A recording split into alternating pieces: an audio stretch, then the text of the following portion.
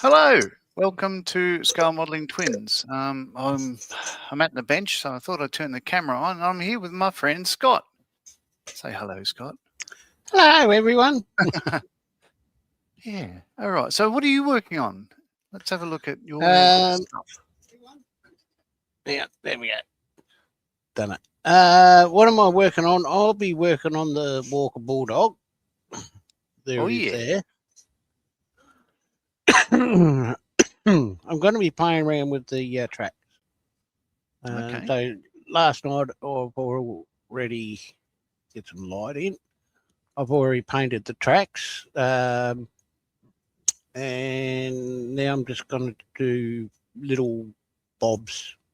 I have already started, but the colour wasn't standing out too well. So, in fact, so much so I can't even see where it is now. But it's there somewhere. Right. And yeah, so that's what I'll be doing. It's to me a 1/35th Walker Bulldog tank, and yeah, there we go. Awesome. Very good. Let's see. So yeah, what I'm working on is an Edward 1/48 scale Mitsubishi A6M20 from Pearl Harbor, the attack. So changes in the last 24 hours. I've just now painted the glare shield and the aft body, I guess you'd call it. Well, I went out and bought a new color today. So this is what's recommended in the instructions is, it's hard to see, but it's called cowling color. Being a Japanese manufacturer and cowling color specified for the engine cowl, I reckon they're probably correct. So where to put it? Here we go. So it's now cowling color. And I've got the Ayataki blue in the middle there. So what I did there is it's a gloss black, followed by aluminium, followed by the Ayataki color from SMS to see whether it came up with that glow, like a clear blue over aluminium, if you like. But it doesn't. But that looks, the outside color, I think, looks right to me. So once it goes on, yeah. The rest of it will be another new color I bought today. So this is SMS J3 Amber Grey, IJN aircraft. So that should be the right color. So yeah, we'll see how that goes. Nice. Yeah, we've got GM is in. The Audient is here. Evening, gentlemen. Good evening, Audient. And Paul is in. Depends how busy you are. What I'll do, I'll put the. I'm not look. How do you when you guys, Marcus and you guys put in a thing in the stream? How do you know how to Pin it? Pin it? Yeah. Yeah. Well, first off, you go to YouTube chat. Pop the link in. Pop the link in like you're doing a normal chat. Yes. And excuse me. Once it's up there, you'll see 3 dots on the right-hand side. Ah. And if you click on that, it should give you the option to pin. However, if you have the same problem as I do, I can't do it. So I've got delete a comment, put user in timeout, and ban user and delete their comments. None of which I really want to do. So this is right, and unfortunately, it's only you can do it. No one else can. So I'll just leave it as there. So if anybody wants to join you, the link is in the chat. Hello, Ian. Ian from up the road here. Well, it is working. I can confirm that it's working because I can see it in chat. So it is there. Cool. So highlight that line where the link is. Yeah. You'll see 3 dots. Wow. Left click on the dots. It should have an option there for you to pin it.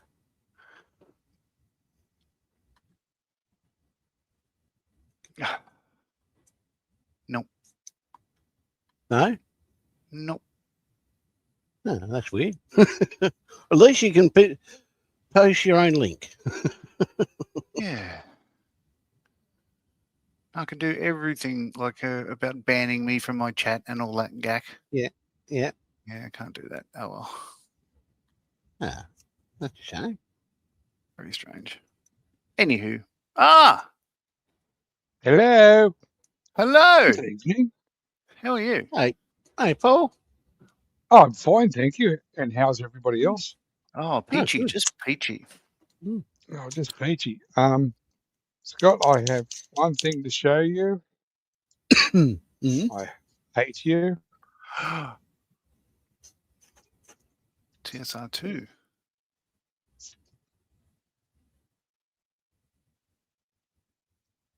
Yeah, for a 2009 kit, it falls together. Very nice. You wasted no Yeah. time starting that one. Well, I'm waiting for paint and a paint scheme for the Abrams. Hmm. Wrong camera. The TSR2 is just a brilliant aircraft. Oh wow. Yeah, g'day, mate. Welcome in. And it's even being armed. Ah, Ooh. pylons. They're not in the kit, they're aftermarket, yes? No, they're off at F111 that I had downstairs. Oh, nice. There you go. So it's getting 4 of these. Crikey, what is that? Did they Um, come in the kit, or is that something else? no, these came. Can't remember where I got these, but I know there was 2 on an F111 downstairs. Yeah, right. So this one's going to carry 4 for low-level strikes against shipping. Wow. All right. Well, the TSR2 was supposed to be designed for high-level flights, dropping the A-bomb, Yeah. and a low-level interdiction. Oh, matron. So I'm putting some, I think they're harpoons.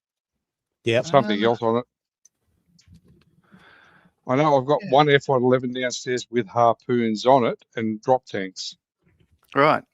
Right. I don't know which. This one is, well, this is getting done in the SEAC scheme. Yep. Just to make it look different.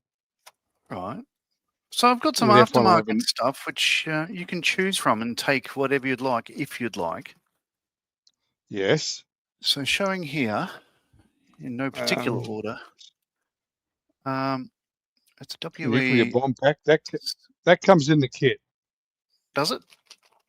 Yes. Right. So it's got a fuel tank and or the nukes. So next one is that one. It's a US Mark 43 nuclear bomb pack. So 2 of those and 2 pylons.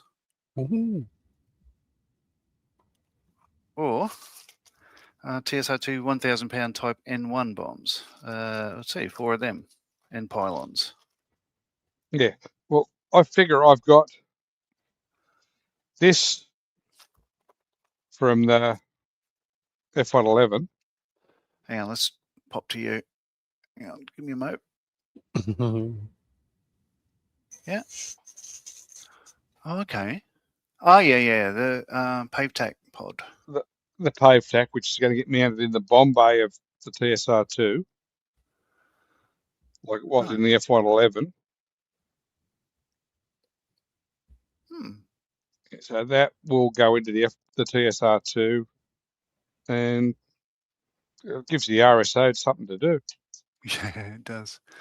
GM is saying that your missile looks look like an early sea harpoon. It is a harpoon of some sort. I'm not sure. I've got to go back through all the paperwork I've got and find out what it is. Right. Very cool. All right. Now, God.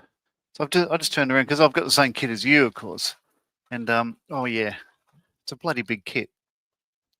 And it was only released once, Yeah. Mhm. I don't think they were too 2009. happy with it, but yeah. I had a It's look the at only kit before we before. went live. I had a look on B&A.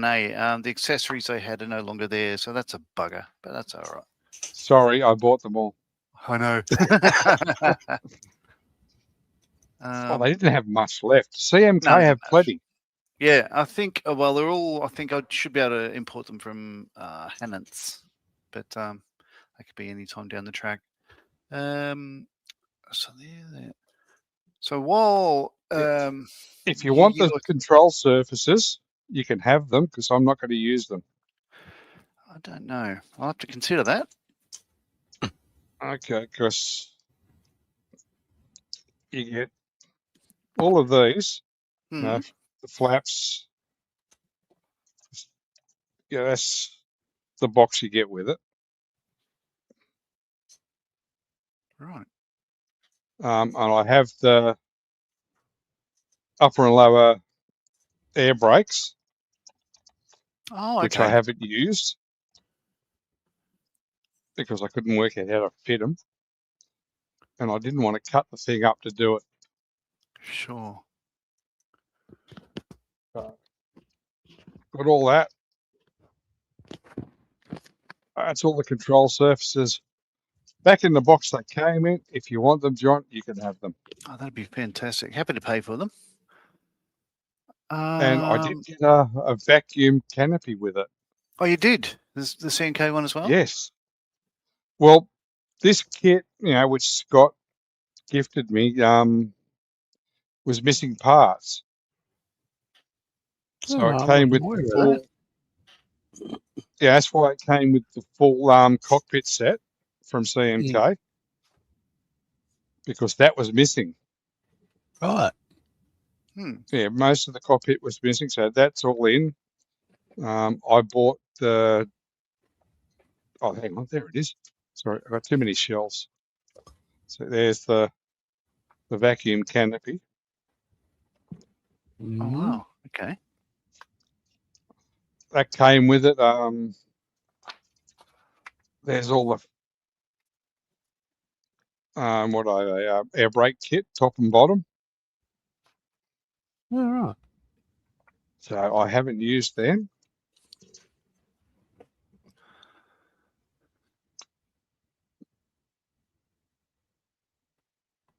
Nice. It's all put aside. I'm using the pitot tube, so you can't have it. But that's it. And it is a brilliant kit. Come on, fail fix, re-release it. Mm-hmm.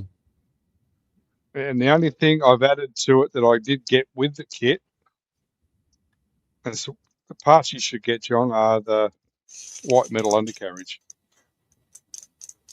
Oh, yeah. Yeah. Oh, there goes the wing. Right. I have heard that it can flex with the weight of the kit, so they're probably a good investment. I mean, it is a big aeroplane. Yeah, yeah. I have It's going to look good. I built a 48 scale Tornado with some extra bits and bobs on it, but because all the extra resin, it's flexing the undercarriage. It's hardly Yeah. surviving. Oh, hang on, I'll just get a chase plane down.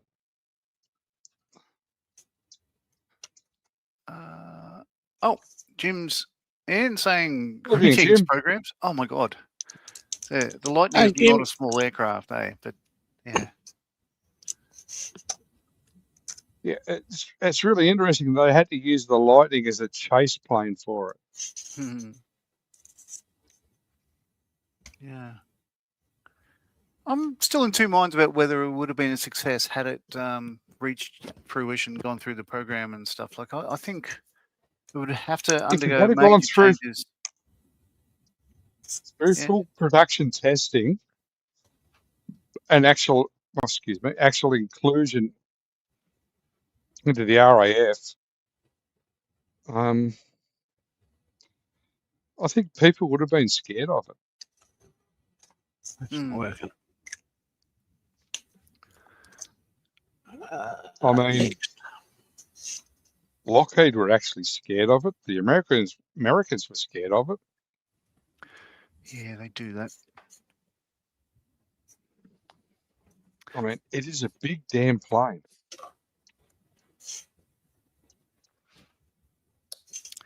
So I'd borrowed a book on the Zero, for instance. So I'm reading about it because I'm building it. Sorry. And case in point, what you just said about, let's see if I can find it.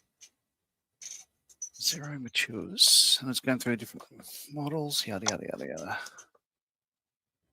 Oh, I don't see it now.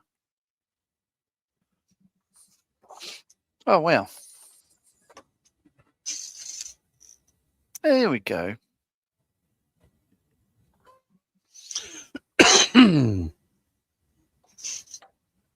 Yeah, what it says about the Zero is, the Zero left no doubt of its existence after the appearance of Pearl Harbor. Lack of knowledge and uncertainty of the potential of the unknown adversary creates a camp of fear, and from this, superiorities about the Wonder Fighter became wildly exaggerated. In an attempt to put down as true or mythical qualities, stories mushroomed that the sole genius of the Japanese was imitative. Early in the Pacific War, when the Agile fighter was consistently victorious over obsolete US-made equipment, the embarrassed US authorities were quick to claim that it was merely a poor copy of this or that American design. Depending on the depth of the critics' aeronautical ignorance, the parent design was often claimed to have been based on Howard Hughes' Racer or the Vought V143, which was bought by the Japanese in 1937. Once the Zero was accepted as a copy of an American technology, it then became possible to speak highly of it. Sounds a bit ridiculous, Yeah, doesn't okay. it? Yeah. Yeah, I watched a clip on you, or not a clip, a documentary on YouTube this morning on Milne Bay.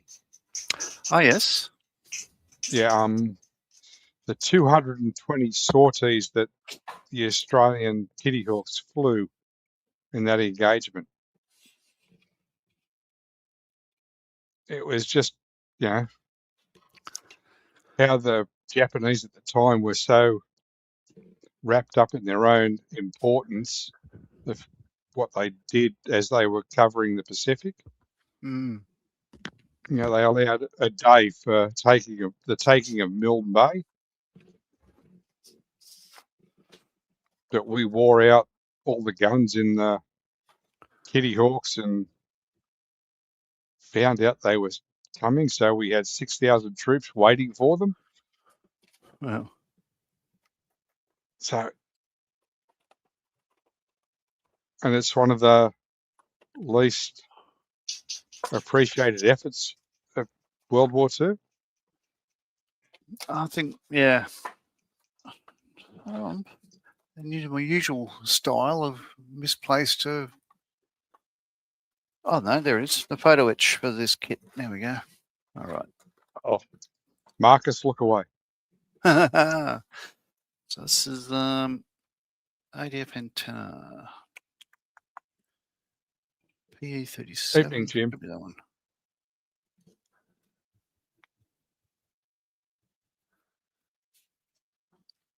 Yeah, Jim is saying hi to everyone, to GM Pull Price, Aussie Ian, and Matt Gary's saying that the TSR had problems with the main wheel bogies.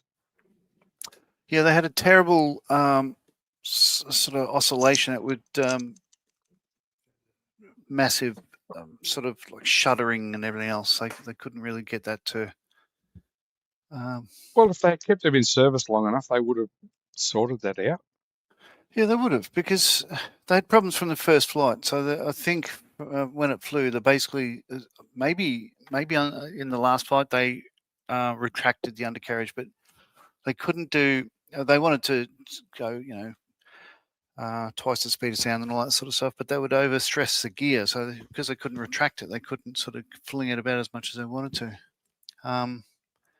It had to be long, stalky legs to be able to sort of load the aircraft, load the bomb bay from underneath it. But being low, sort of long, and yeah, there's a lot of induced vibration there on landing, as bouncing around the place. Some of the videos in slow motion look scary, actually. Gorgeous plane, though. I have walked around both of them. Yeah. No wonder the Japanese used it as an anime aircraft. I had heard somebody a review or whatever of the 72nd scale TSR2 kit from Airfix. Somebody saying, "Oh, they got the nose profile wrong and all that," as they had with this one, which is why there's a canopy correction set. But people are saying, "Oh, the hatches are all wrong and everything else," which is why they turned it into an anime, like a Macross thing. But then looking at it later on, I think it's pretty bloody good. It's just it's one of those things that if they released more, released it again, people would buy it, even if if the kit has some difficulties with say silhouette or whatever, then people would either correct them if they want to, or just ignore it because it can't be that obvious.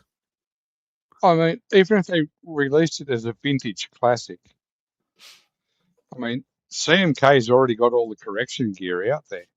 That's true. Yeah. I mean, they've got all the avionics bays you can stick in the sides of it.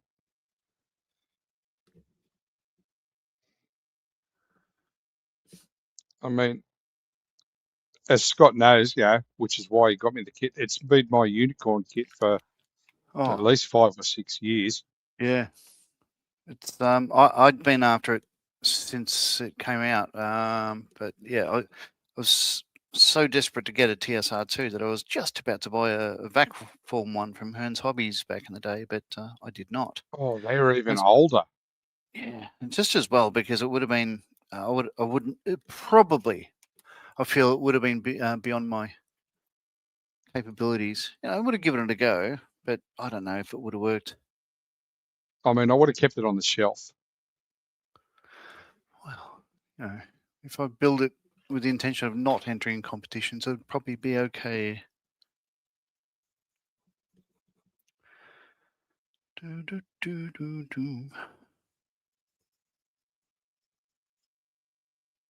Well, yeah, so I'm available today. I mentioned to Scott before we went on the stream there is no Models for Heroes beneficiaries stream today.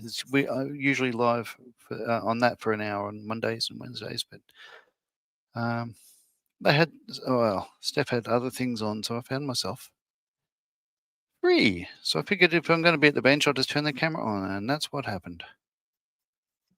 So Gary was in the Royal Navy by the look at what he said. He was That's on what he's Buccaneers. saying, yeah. He's got quite a lot of experience. So. Yeah, well, I never served, but I did my apprenticeship at Hawker de Havilland. Yeah. Very cool. I started at Hawkers when we were doing the Mackie. Yes. Life extension. To stop the wings falling off and embarrassing the ground staff. Yeah, killing pilots, new pilots. There's that, yeah.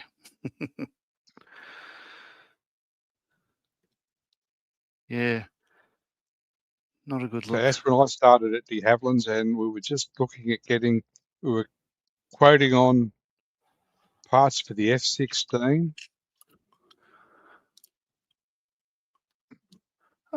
Jim is saying in the mid-60s he was given a toy TSR, had provision for 3 C batteries in the body. Think about 30-second scale. Wow. Yeah, 30-second scale would fit 3 C-size batteries. I don't know what you do with it, Gary. No.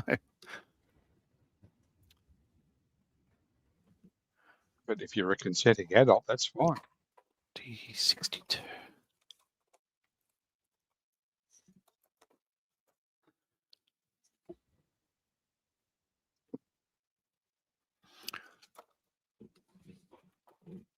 Yes, I pulled the Abrams apart because I'm putting headlights in it. Oh, yeah? Yeah. I may even drill out the taillights yet.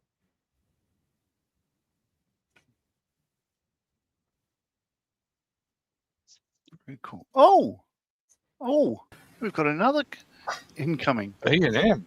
It's Aussie Ian. Hello, how are you? G'day, Ian. Good. G'day, Paul and Scott. Evening, eh? Hi. I don't know whether we've met before. I did watch you on the stream a couple of nights ago. Ooh. I apologise for that.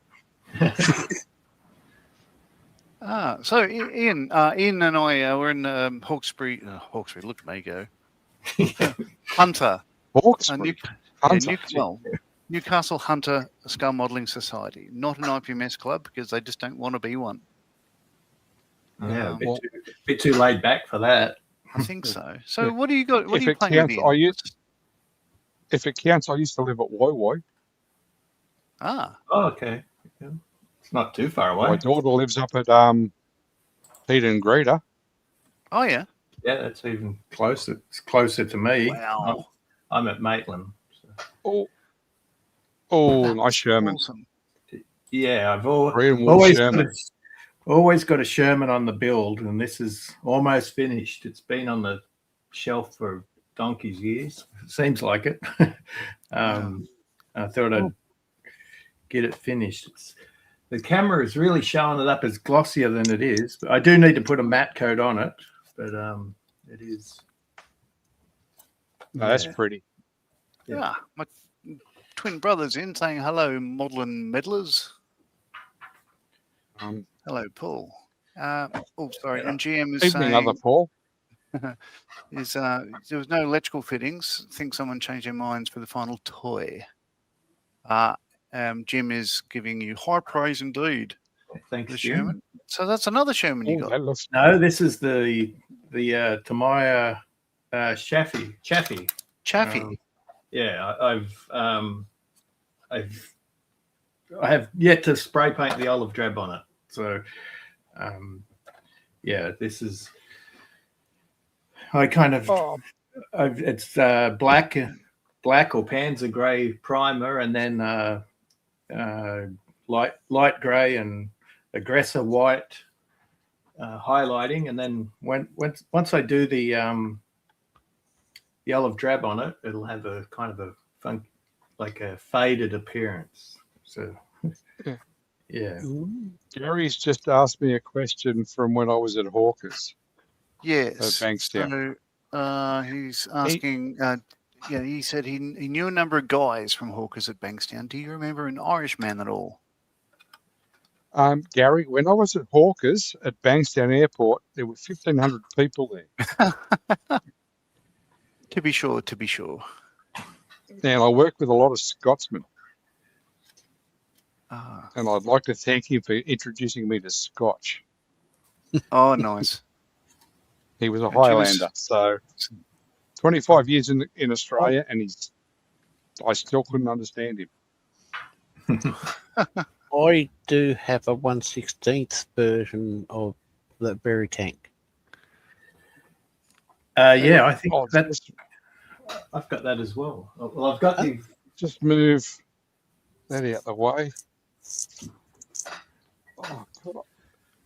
A 20 by 12 room, and I still can't move around. Oh. That's so the front of that is the red painted and then the decals for the face. Or how is that? Yep. It's the kit comes with those decals. So I spray painted it red and then put the decals on. So I've beaten it up a bit. Doesn't really show on camera, but once it gets the matte coat on it, I think it'll tone it down a bit. Plus a bit of weathering. Right. That's my Sherman. Oh, bloody hell! So is that the trumpet or? Wow. Which one is that, Scott? Is that long since I built it? I can't remember, but it's the. It's a big one. Yeah. I'm trying to think what it is. It's an M4 A1 76 wet. Yeah. Wow. That's from I memory. know what that means now. That's right. Wet It was storage for the ammunition. Yeah. It was cast iron or something, wasn't it? It's a cast tank, a cast upper hull, and cast turret. Yeah. I think it was this is a trumpeter kit from memory. Yeah, I can't remember. If you don't know, Ian, I went down the 1/16th rabbit hole about. Hang on, what is it now? August, 8 months ago, and I haven't stopped building 1/16th armor since. I've got And the scary thing is,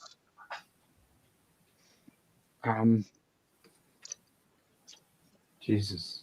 that's the size of the Abrams turret compared to the Sherman. Wow. It's like a baseball cap. Yeah. No, it's the same as size. long as the full chassis. It's not far off, is it? Yeah. Well, I did post a picture once of the 135th A1 Abrams on top of this chassis before I built it, turret before I built it. Right. And it was bigger. It's just fun. I think GM is asking, I think to Ian, is that a Korean War tank having the red? Yes, it's the Tamiya kit. Pretty much straight from the box. Yeah. So that's an M4A3 welded upper hull with the 76. So something Ronald gets stuck into. So you can see it's squared off on the front, whereas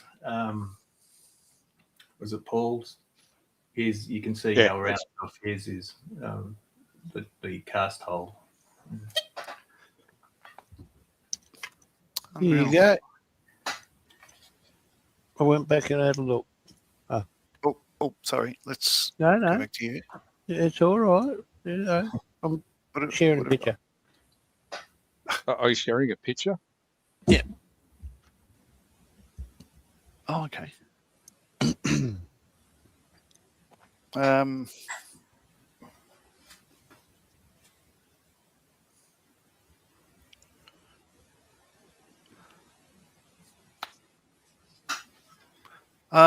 GM is saying that Abrams has a 2000 postcode on that turret. 2211.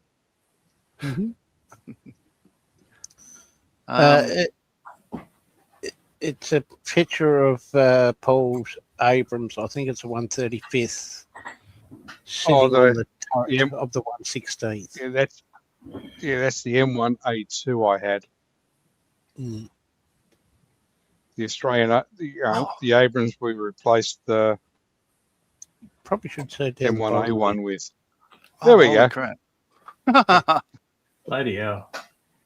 Yeah, that's the 135th M1A2 Step 3 sitting on the M1A1 AIM turret. That's amazing. There you go. That's a size comparison. I do have Australian decals coming for this kit. I'm just waiting for the fridge to become available again. Black screen. Yeah, I'm trying to work out how to get rid of the black screen now. Bring one of us up. Or just remove. No, I can't. It doesn't have remove up in the top corner. Oh. You have to remove it first, Scott. Yeah, I did that already. He's done that. Oh, okay. Hell. Bear with. We've become a podcast now. No, I can't bring up any of the photos. Oh, sorry. Oh, hang on. Wait a minute. Let's do this. Yeah, there we go. Right. There we go. That bloody button. That works. Gary has is saying Mark he's III Centurion. Aussie Centurion Mark III. Korean War started. Scratch built a basic interior structure and a gun breech. I have to say, Gary, we didn't have the Mark III. We got the Mark V.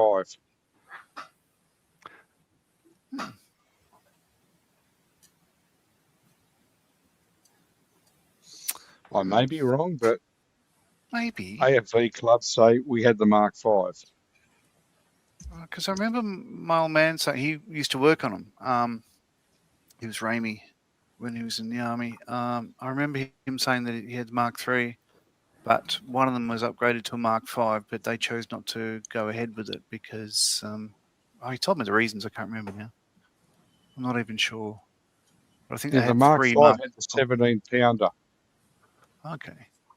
Jim's asking, is that an image of the famous painting Midnight on the Ocean? I don't know. Yeah, as Gary said, they started as the Mark III, then later they were upgraded to the Mark V. Okay, right. Must have been a mod he was talking about. Yeah. Oh. Because the Mark V wound up in Vietnam. Hey, Chunk. Hey, Chunk. Where are we? So, yeah, if anybody wants to jump on stream, we've got 2 more spots. So that's the link. You may have to post it in again. Yeah, let's do that. Sometimes, or a lot of times, people join now, they can't scroll back. Yeah. Jim, did you catch up with Mr. Hughes this morning? Or today? He got his dream tank. Oh. Ooh. Yeah. He's kept it a secret because of Market Harbour and the Welland Steam Rally. A Challenger Mark I. Oh. And it's a pre-production tank with no chobham. Well, there you go. Oh, sorry, I'll go down again.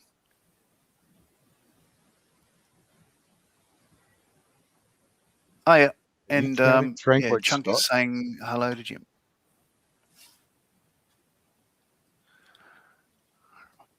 Now I'll just get this ADF antenna glued in place.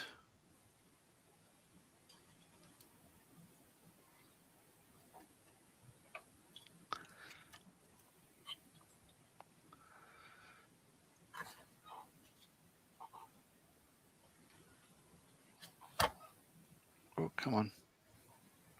Yeah, we went to the 20-pounder, he said, after that.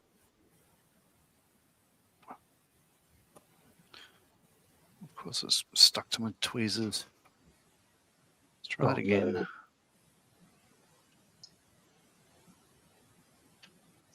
Oh, come on, get in the hole.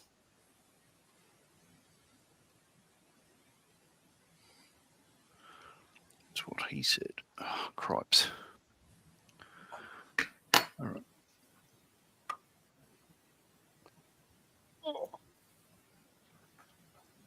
Yeah. Oh, that's where the decals fell too.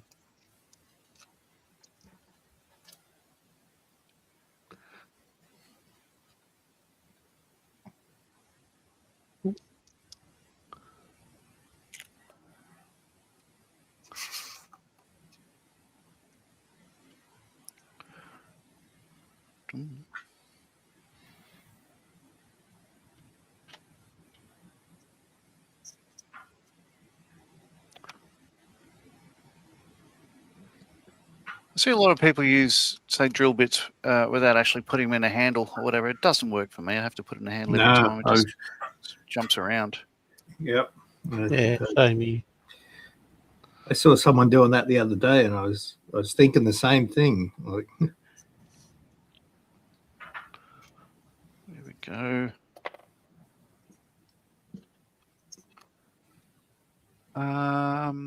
Jim is saying that there's Mark III in the Korean War Museum. It has an interesting war damage to it. I imagine it would.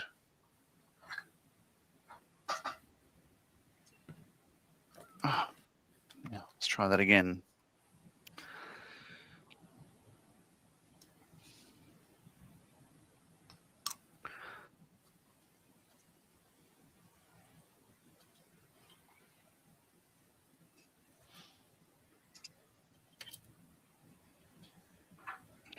do.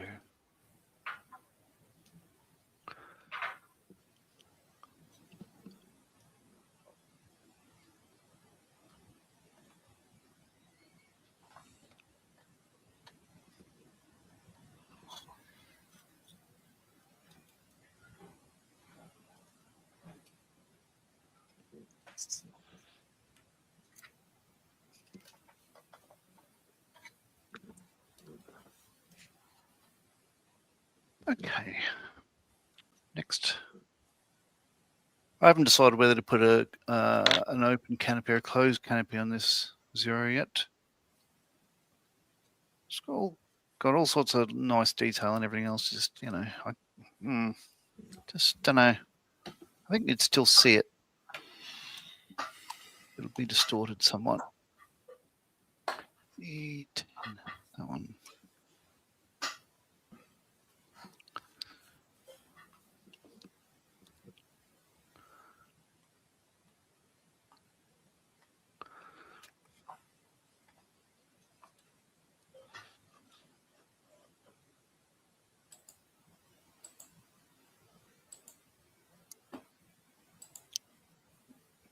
Wah, wah, wah, wah, wah, wah. Yeah? Mm.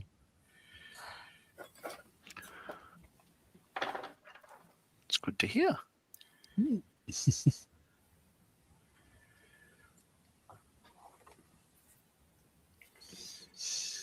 Really, Scott? Mm-hmm.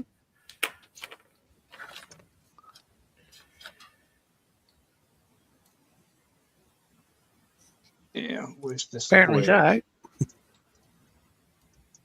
Where have I left my square, Scott? Is it next to the rectangle?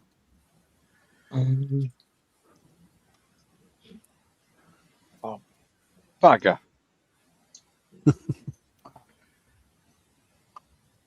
Cripes. It's in the drawer somewhere. I put that antenna in the wrong spot. Ah. Oh, no. All right, let's fix that up. Just call it Jim, a field mod. No, It's a field because mod. I'll show you why. The canopy doesn't fit with it there. So No. you see the dingus. Yeah, Yeah. it no worky. So it's Oh, meant to yeah. be forward on that spot there. Ah. So yeah, this is the antenna mast that goes there later on. I looked at that and I just sort of went, oh yeah, it goes in the hole, but no, didn't line up the arrows. Rookie error. I've not built model kits before. I've got no idea what I'm doing. Okay, found the square, Scott. Ah, where was There it? we go. In the box with the square in it. It's in Oh. Tasmania.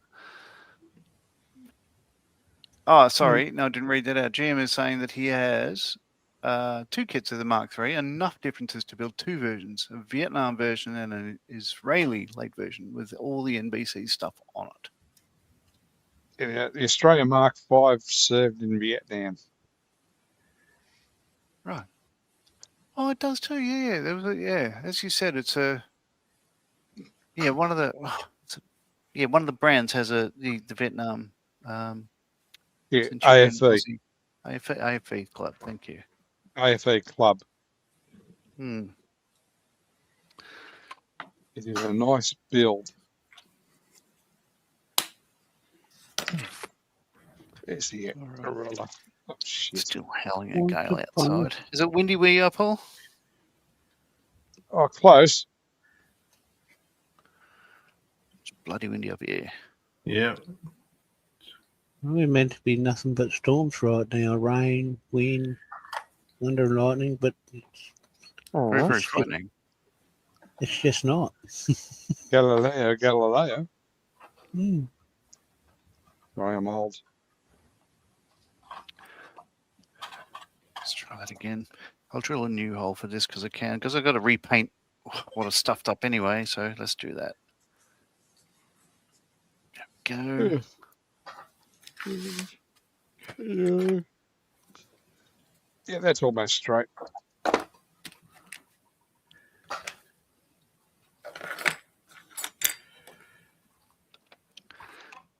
All right. Take 5. That's it. Yeah.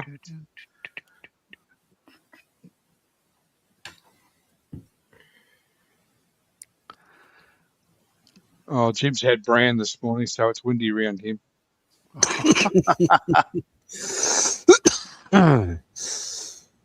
That's what he posted, not what I thought.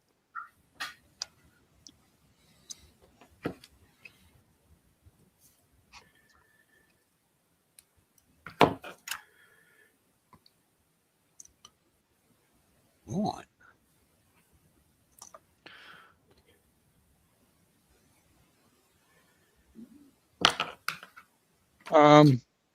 Gary, if you want to talk about Vietnam Centurions, talk to Bildrat. His dad drove them during the Vietnam War. We have another visitor, the other half, the twin modeler has joined us. Hello, Paul. How are you? Hello. Yeah. That's what Are this thing you isn't sure working. he's your twin? Yep. Or are you playing with AI, John? I am AI. My name's Claude. Is just did you click the Well, "I'm not a Paul- robot" button before you came on? Yeah. Paul is a good name, so It is a good name. Hold up 3 fingers. Isn't that a test? An AI test? 3 fingers? Yeah. So, funnily enough, we've got the same headset. Mine is worn out, so it doesn't have the red anymore. Except the difference is yours is working. No, you sound Yours perfectly is fine. working too. Well, Jim according is saying, to yeah, one of the guys wanted to visit Fighter World with me. He's a Vietnam vet, and we've discussed Centurion tanks in depth. And Jim is saying, blimey, even your beards are exactly alike. Yes. He's one of pre-recorded earlier. If you're visiting the Warbirds up at Newcastle, just remember, if you're a mature person, you will not fit in the Mirage cockpit. Hmm. I know I didn't. No. Jim is saying, no worries, Paul. I think I'm almost up to speed with the sense. Very cool. Are you? You're at the bench, Paul? Yes. Can you look down and see what you're working on? Oh no, you've gone mute. You're muted.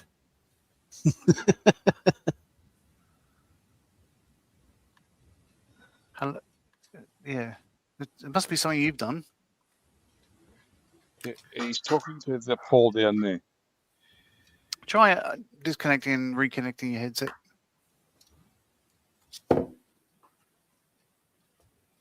There's a little button down the bottom screen. If it's with a microphone, if it's red, press that. No, it's not. You just have the mute button highlighted. Try jumping out and back in again.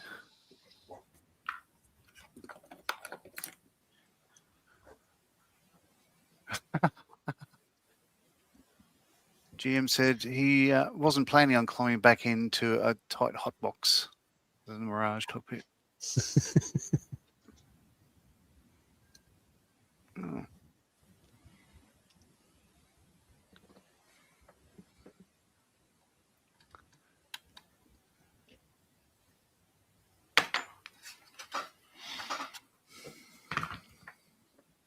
That's odd. Yeah, I'm not sure why you're muted there, Paul. Yeah, there he is. He'll jump out. He'll jump back in again. Hopefully, we'll see how it goes.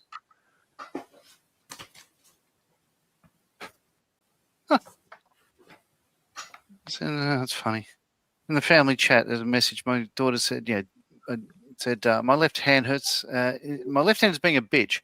I whacked it, I jammed it, I've bitten it, and I've grazed it all in one day. And the other daughter comes back and says, I like how you're victim blaming your hand when you're the one beating the shit out of it. Oh, that's clever.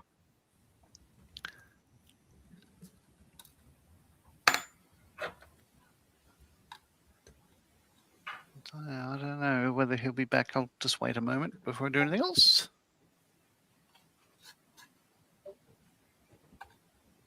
Oh, yeah. With the antenna in the right place, that canopy goes on well. Idiot.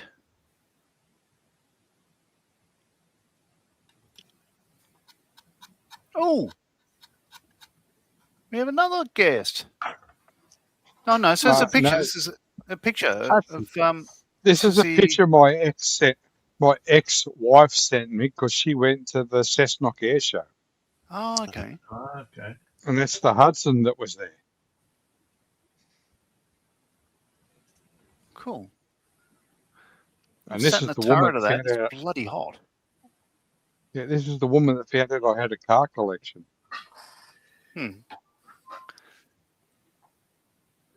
Yeah, my son took her through it, John, and he said, I had great fun, Dad, when I took her through the workshop. Yeah, I have a collection of old Holdens.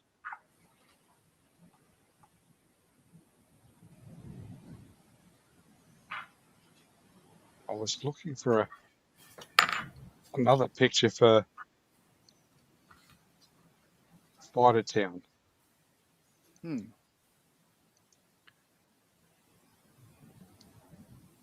Surprise! Not the one where I stuck my grandson in the mouth of the saber. Oh, yeah. Jim's saying another loony mate who will fit in the Mirage still is planning to visit with us. If I include Paul, that should be 6 to visit you, John. Fantastic. I can't promise anything, but what's happened in the past is if some people turn up with me, they get free entry. So can't guarantee it, but I'll see if I can do that. What day is that?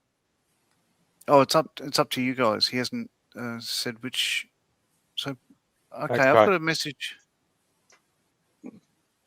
Okay, what I'm. Can I bring my grandsons? Yeah, All 10 of if them? available. 10 of them. They're available. Bloody Yeah, hell! well, I have 9 grandsons and 1 granddaughter. Bloody hell. There he is. He's back. Can we hear you now? He's back. No. Yeah, no, we can hear you. All right, give me a sec. So, what you're listening to, it's not working. So, the only thing I can select is the MacBook over there. MacBook mic. Oh, Christ. Hello, Jim. Shh.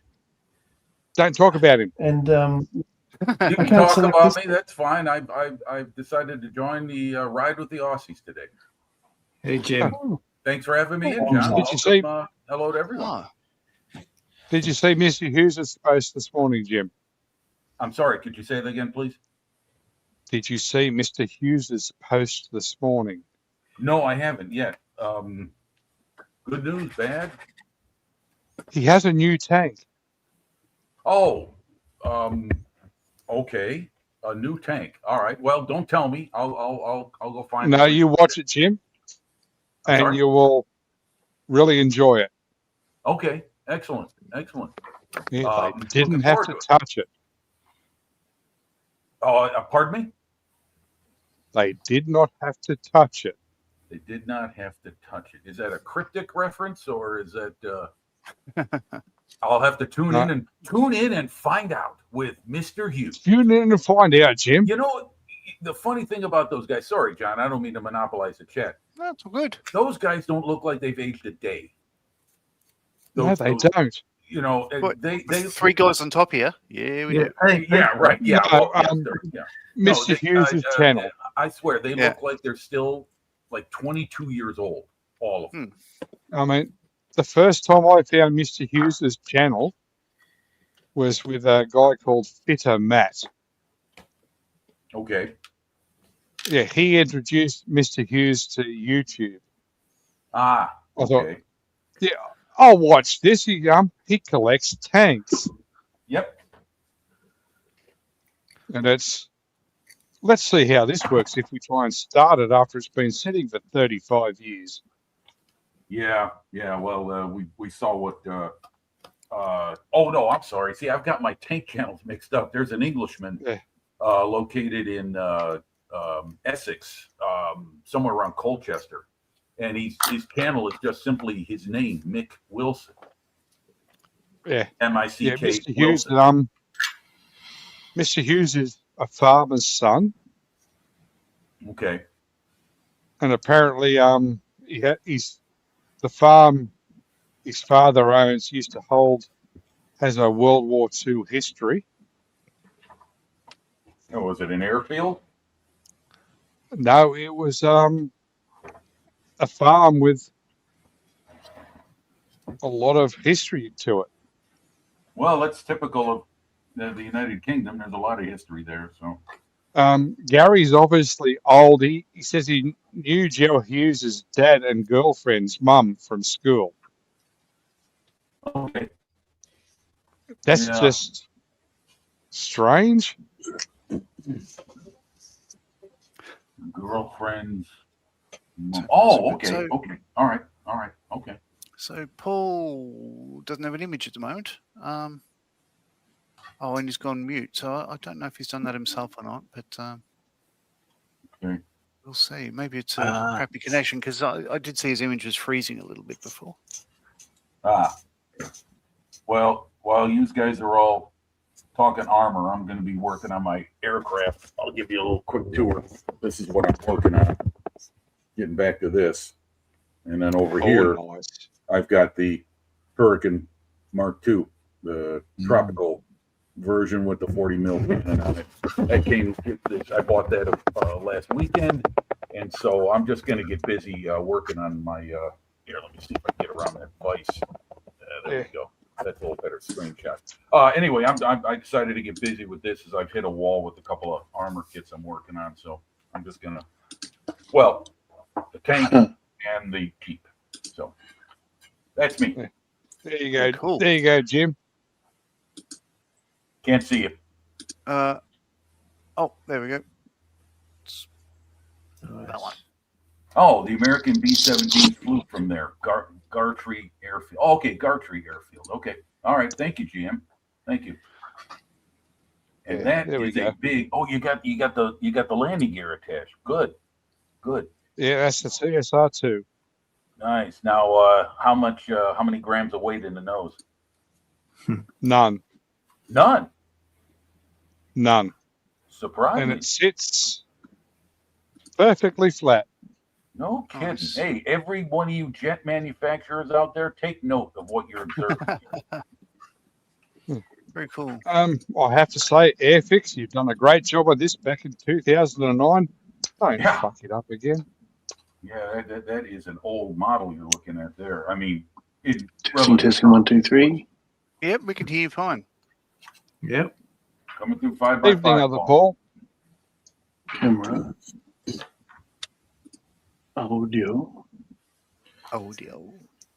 Can you hear us? I don't think Are you so. receiving? Over. He doesn't usually have dramas. I don't know what's going on there.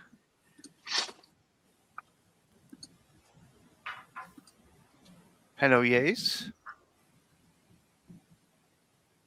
Yeah, wow. Bloody confusing. Okay, I'm gonna mark this. Okay. Let me minimize that.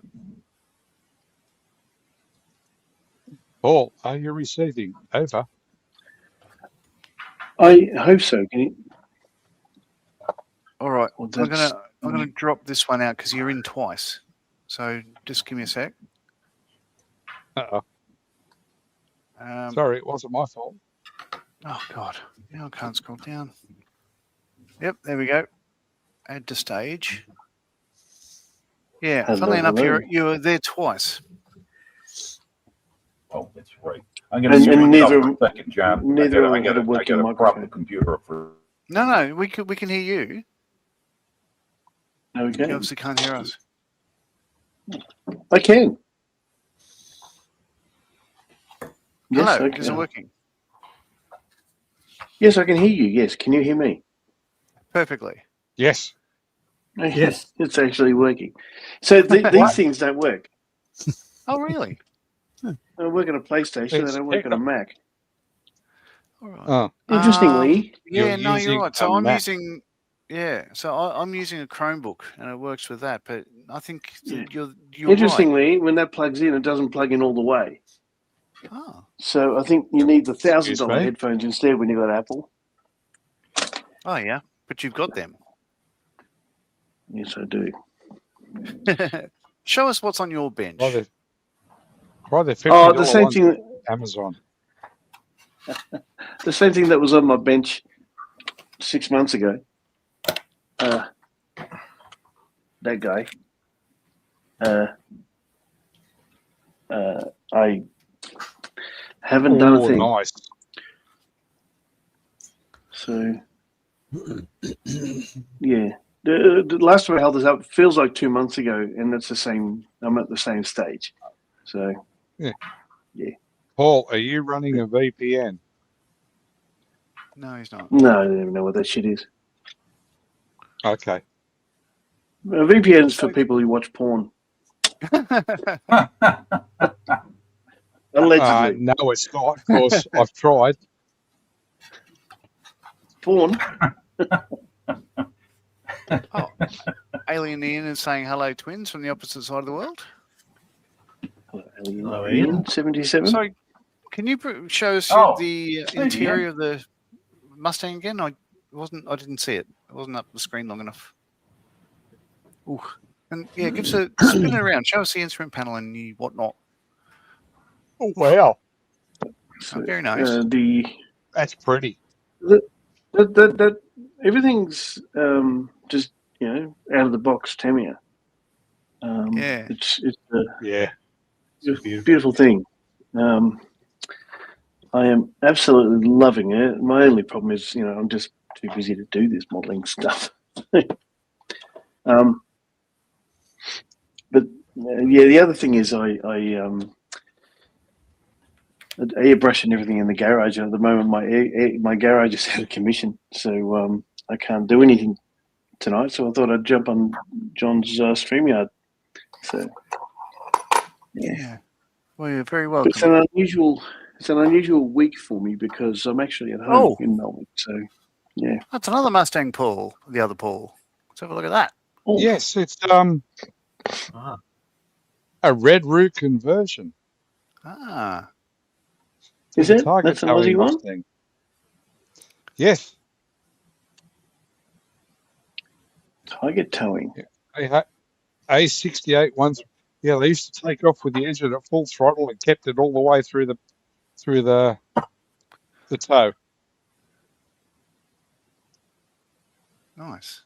I know a target's a tank. What else is a target? They used to tow the targets.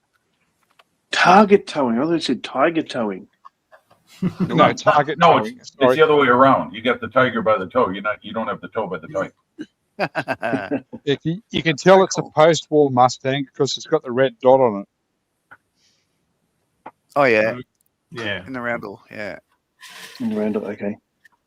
Yeah. A68 136. So is that, Yippee-ki-yay, model makers. Good to see you all, says Malcolm. Hello, Grand Fromage. G'day. Evening, Malcolm. Hey, Le Grand Fromage. Guten Tag. oh, that Malcolm. Yeah. Hello, Malcolm. Oh, Everyone look busy. careful. I do have the Bowfighter target tug handy. What do you think? Closed canopy or open canopy, Paul? Pedal Kamali. On the Zero. On the Zero. I don't know. I have you got a pilot for the canopy? You can't do a closed canopy without a pilot. Well, no, you're right. Well, But, you can. say, does that even? So that's the open one. Yeah. All right. It looks like a good kit. I should get one. Yeah. No, it's you're gonna love it. It's a really nice build, eh? Here am I looking to ensure the wire is clear of this. It's wireless. Unlike the other Marley, I've actually got the box for that kit. Looks like Paul's left the room. Oh, there he is. Okay. So that's the box. Ooh. Yes.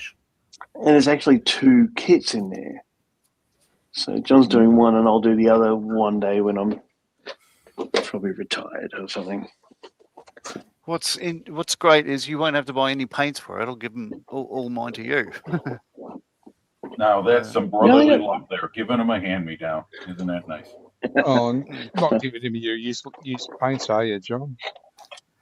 Yeah. So we share things. We share the model, share the paint, share the womb. It's You don't share love for the same aircraft, though. No.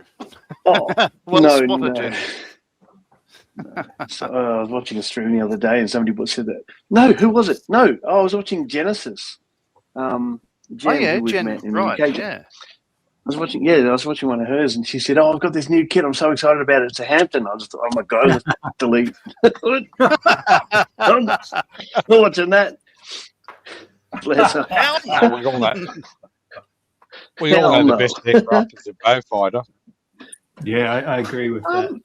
Yeah, that's my favorite. Yeah, Aussie's phenomenal. Yeah, but we didn't fly Hampton because we had a bit of class. So yeah, I think I have 7 yes. Beaufighters.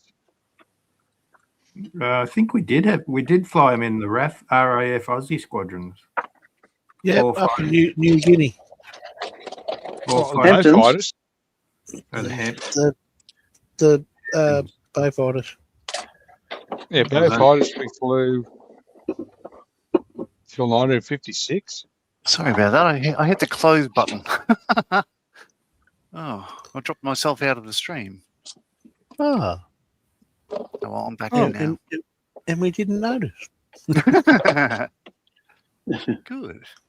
Yeah, for some reason you're so all the participants in this are down the bottom of the screen, Paul, but you can't see it. Only I can. But you're there twice, which is odd.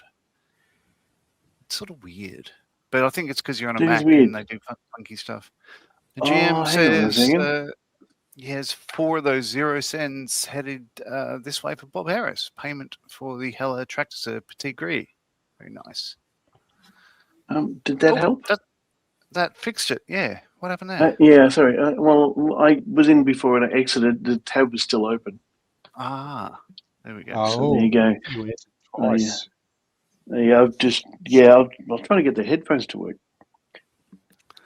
Yeah, very strange. Just give me a moment. I'll just grab something from inside the Harris. Speak amongst you. Oh no, show us that. There's nothing to see. It's just like it's on the sprue. Nothing's happened yet. Oh, it's a Mustang. Mustang. But I absolutely am enjoying this kit. I just don't get to touch it every week. So, yeah. I think the only thing about the Tamiya kits is I seem to be the only person in the world that calls them Tamiya. Everyone calls them Tamiya. Tamiya? So, or Tamiya? No, Paul, Tamiya. regarding the pronunciation, I say Tamiya because I've been watching Martin Kovac, a.k.a. Night Shift, and he calls him Tamiya. He's been calling him that for years. So yeah, but he can hardly speak English. Yeah, well, like he does a English, good kit, English doesn't he? is his second language. Yeah. Yes. He does great videos, doesn't he? It's just fabulous. Yes, he's now a married man, I believe. I think he just recently tied the knot. Did he marry his married a model? They're twins. I'm sorry, John. Did he marry what? So where's that? Yeah, Graham's in. Afternoon all. Sorry, I'd let you in, Graham, but the I can only have 6 people. So. Well, I can go. I'm not offering anything here because I'm not doing my model. So it's been a pleasure, gentlemen. Well, and, you can stick around. Yeah. It's just you can stay or go. I can It's stick your around and choice. watch, but if I walk out of the room, someone else can walk in. So it's good to meet you, the other Marley. Well, thank you for subscribing to the Scale Model Twins. And if you haven't, you should like and subscribe. Spoken like a true AI. But I will say that yes, you should like and subscribe. And that Abrams bloody turret. Wow, that's what's the scale of that one? 1/16. Yeah. Paul is definitely go big or go home. Actually, Graham Yeah, I said went down he the can't rabbit at the hole in moment. January and I haven't stopped. Yeah. Yeah, Graham can't join, Paul, so you might as well stick around if you have time. I'm not offering anything good here. Alien Ian says he pronounces Tamia like you, Paul. He decided as a kid this is how to pronounce it. Tamia. Hang on, that's why I pronounce it. How do you do it, Paul? Oh, Tamia. Tamia. Mm. I go with tomato. I go Tamia. Tamia. Yeah. But the funny thing is, Graham's when waiting for you a tempest to heat his doormat. So, how did they pronounce it? You've been to the Tamia store. Did you say, how do you say it? they couldn't speak English. Graham's waiting for his tempest to hit the doormat. What's really great about that Tamia store was that since I've been there, there's a lot. I think it was only 6 months old, I think, when I was there. I don't know, a year ago. And since then, there's been about 20 people I've seen or I follow that have been there. And it's really nice when somebody posts a thing and I go, I've been there. I know what's around that corner. And, it's like, there's this there. And it's nice when you see a place you've been in this wide, wonderful world of ours. Lucky enough to have been there. So, yes. And I convinced the wonderful Marianne that we're going to go and see a model shop. She wasn't very impressed, but when we got down there, she's walking around going, "Wow!" But it's not a big place, but it's bless them, they know how to look good, Tamia. They really what I like, Paul, in the display is they have that display case of their models through the decades. Yeah. That they've, you see one iteration of a Tamiya kit, then you see the next one, and so on and so on. That's what I like about it. Yeah. Yeah. But it's really great. I just think they market themselves so professionally. They're like Epics. They just know how to market themselves well. Well, Epics used to know how to market themselves well. Well, I have seen a few people comment on that, yes. Yeah. I did see there was a local MP that had much the same sort of thing today, but all the responses were, ha, that's funny and stuff. I just thought, wow, gee, it's obviously not a modelling crowd. Let's see if we can find it.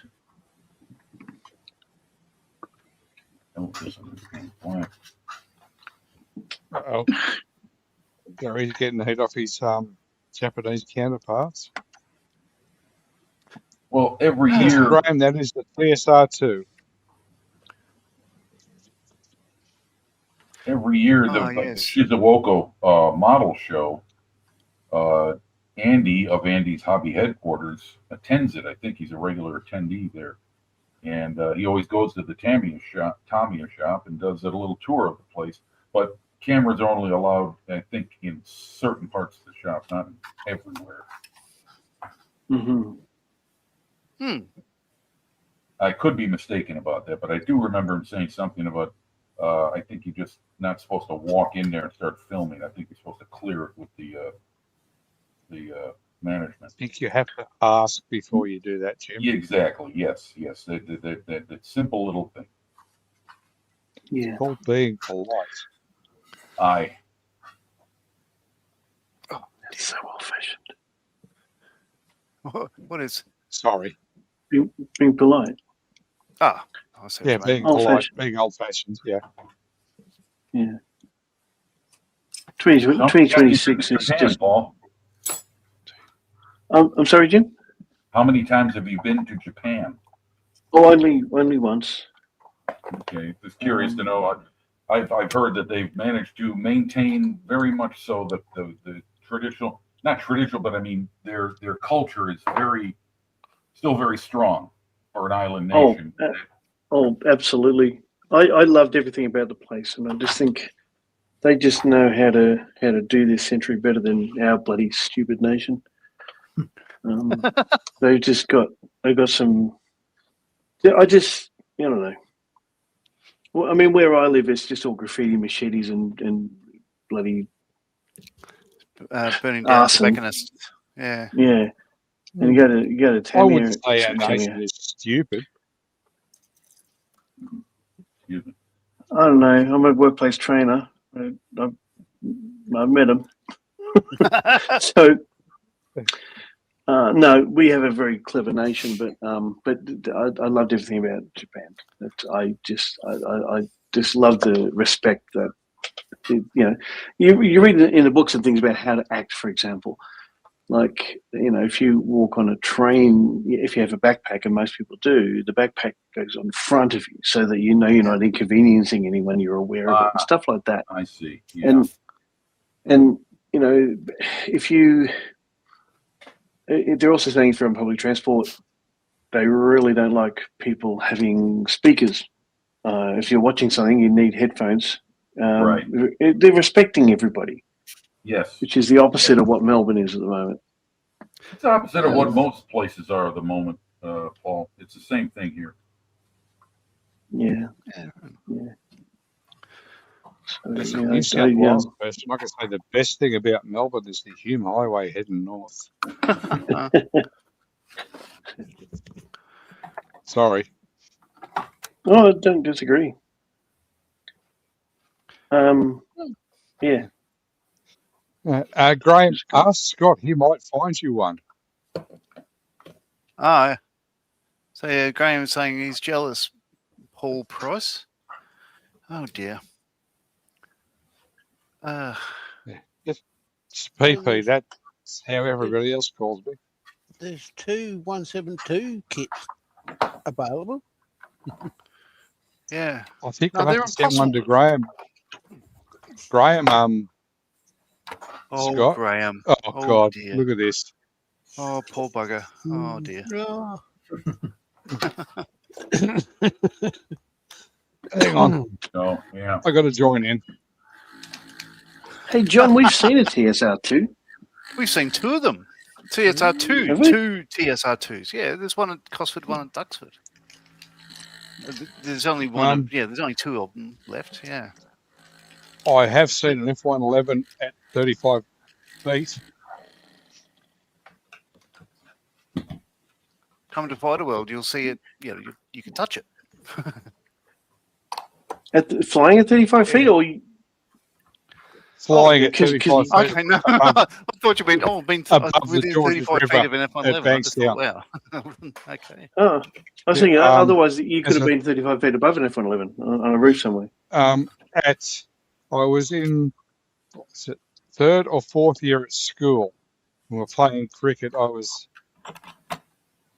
square leg, and we were next to the Georges River. And 2 F111s came down the Georges River at treetop height. And I dropped a catch. Yeah, that sounds like a deathbed memory to me. Yeah, because I was watching the planes go past. Yeah, of course. As you should. Yes. Yeah.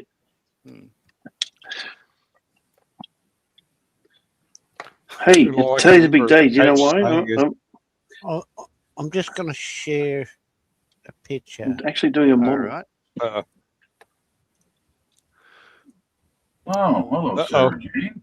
So Graham saying, I hope your smashes melt in the heat wave, you rotten lot. Yeah. And Terry saying, he used to see the F11 every 10 minutes, flying over in pairs. Oh, too scared to fly alone. Horrid things. Yeah. Our F111s learn to fly low, SJ. Yeah. They used to fly low over Tassie here quite a few times down the west coast.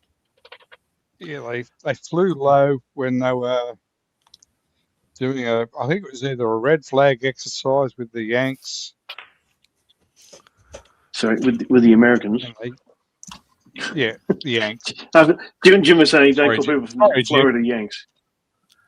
No. Yeah, that's right. Yeah, the Americans complained that we came in too low on an exercise. Apparently, the F-111s flew under the radar. Sarah Jane is saying, Graham, half of your stash is rubbish, needs to be destroyed. Ooh. Jim says, have been known to return with bits of trees attached to the Mirages. Yeah, I've heard that. And don't care, Paul. They replaced the TS2 and Avro Arrow, so horrid US rubbish. End of. Okay, so SJ. Oh, there we go. The wing fell off. I'll get them stuck on later. Bum, bum, bum, bum. Yeah, and Awesome. SJ, I don't have any of the horrid stuff available anymore. Let's see. Graham has found a bottle of Malibu. Oh, what occurred here? And thank you. No more F-111 talk. Graham, what happened? I didn't hear the. Yeah. So Sarah Jane wants basically said all of Graham's stash is rubbish and needs to be thrown out, destroyed, and crushed, and I see. All that stuff. Where's that British classic skill of understatement? That sounds too direct and blunt. Have you met Sarah Jane, Jim? We communicate via chat. Yes. Yeah, there you go. There is no bluntness there.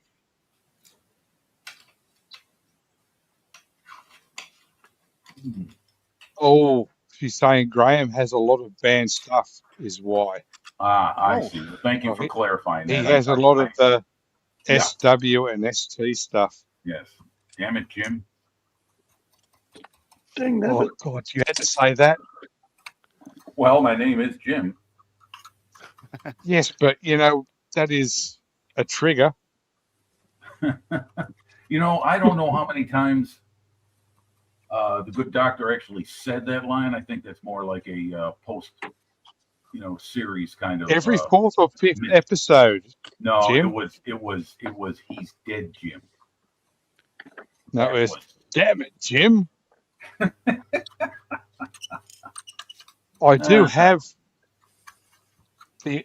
Hang on, can I say this without getting in trouble? I do have the TOS videos.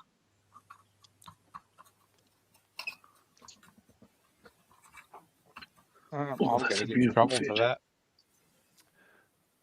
Sorry, Paul? I'm going to get in trouble. I'm actually doing modeling.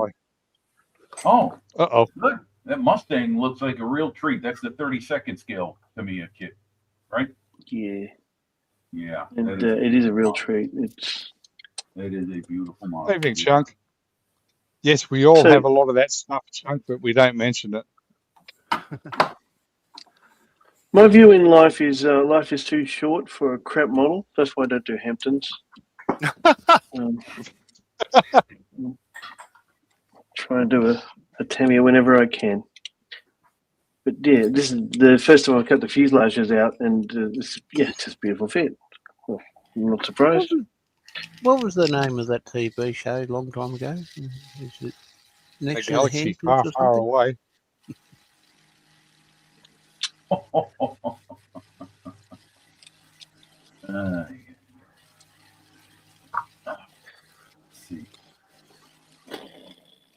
Yeah. I include my fines to Sarah Jane. I'm up to about 3.5 tons. I think you're going to need one of those old World War II oilers that used to travel around the fleet.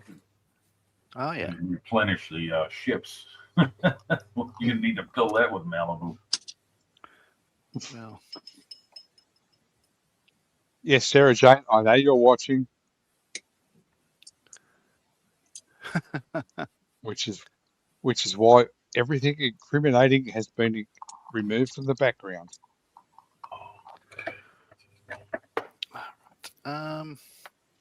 Nice voice, Jim.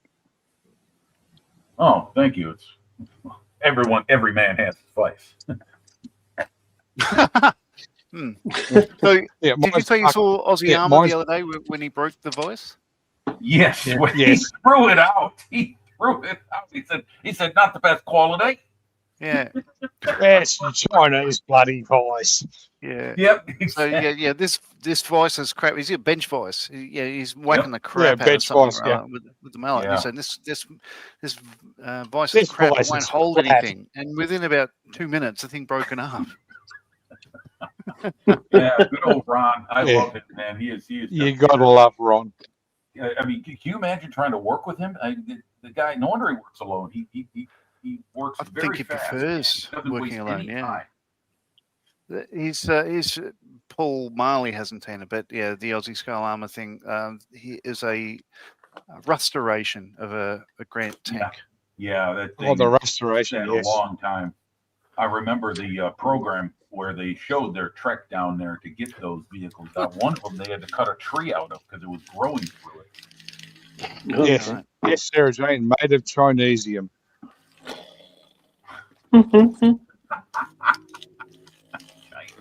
And hello to all our friends in China who are watching. We love you people. We hate your government.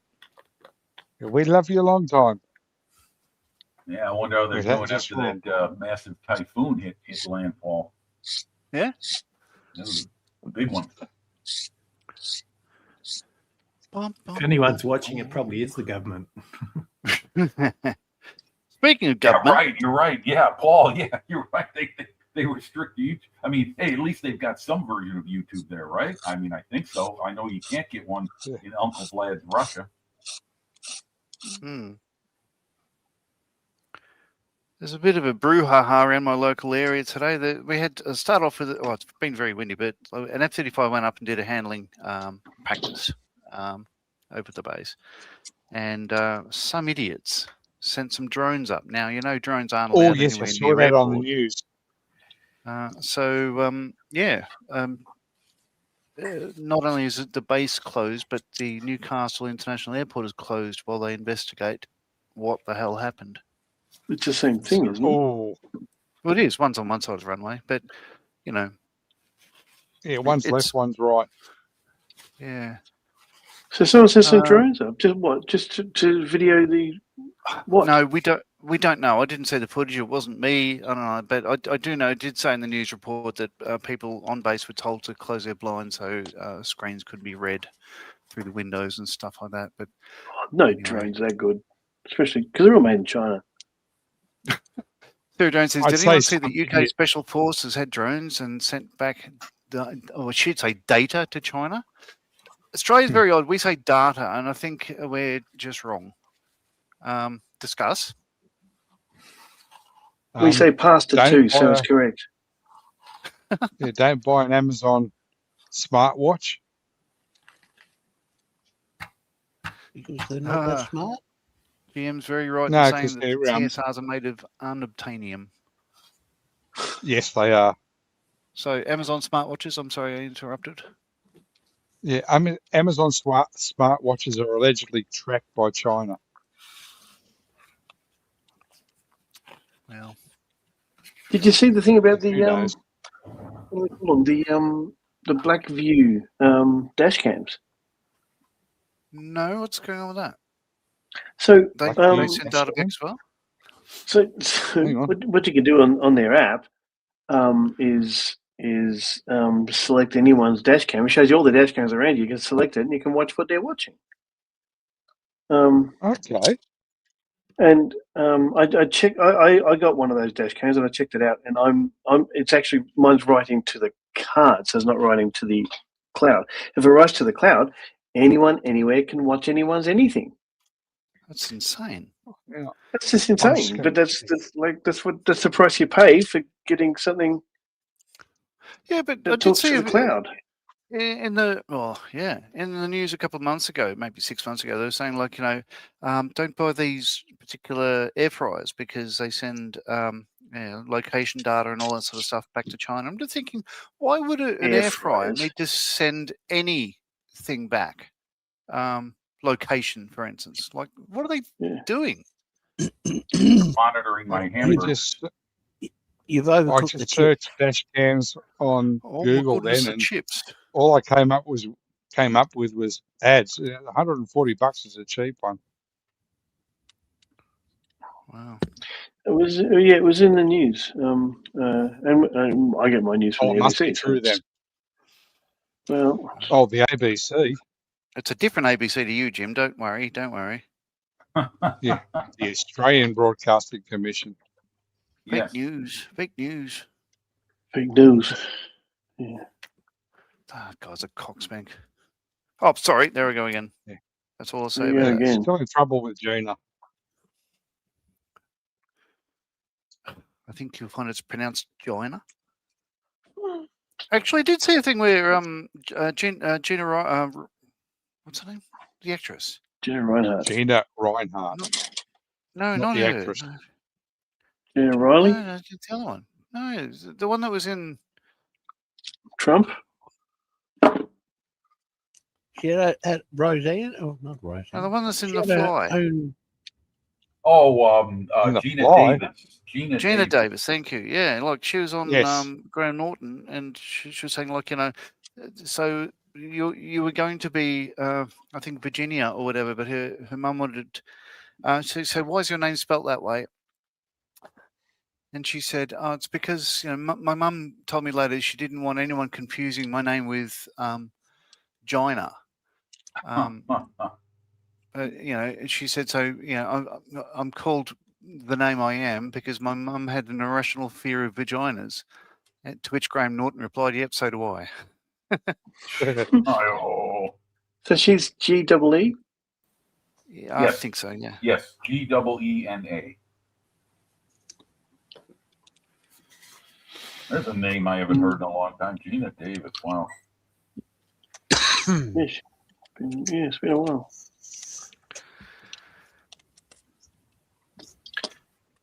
Yeah, you're going to really enjoy the Zero once you get around to it, Mr. Paul.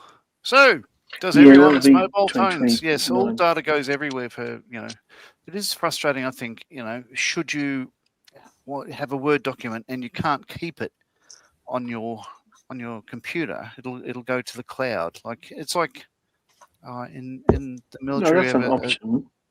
a data collection thing, and people say, "Where's this document?" And you just sort of say, "Oh, it's in the file," sort of thing. You'll never see it again.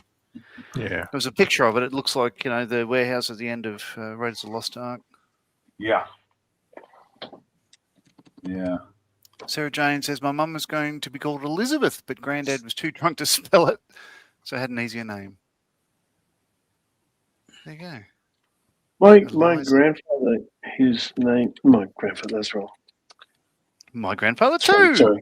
I said that wrong. My father-in-law, who passed away a long time ago, his name was Leonard, and it ended up it was when we only found out when he was buried that his name was spelled Leonard.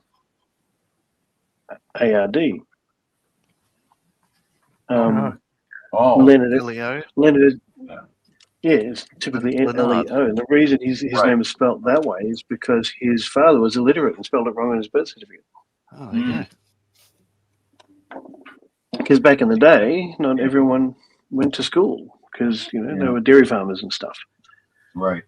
Right. So, Yeah. I used to work with a guy who was born in the hills of Kentucky, and his family's last name, the surname, was Winston.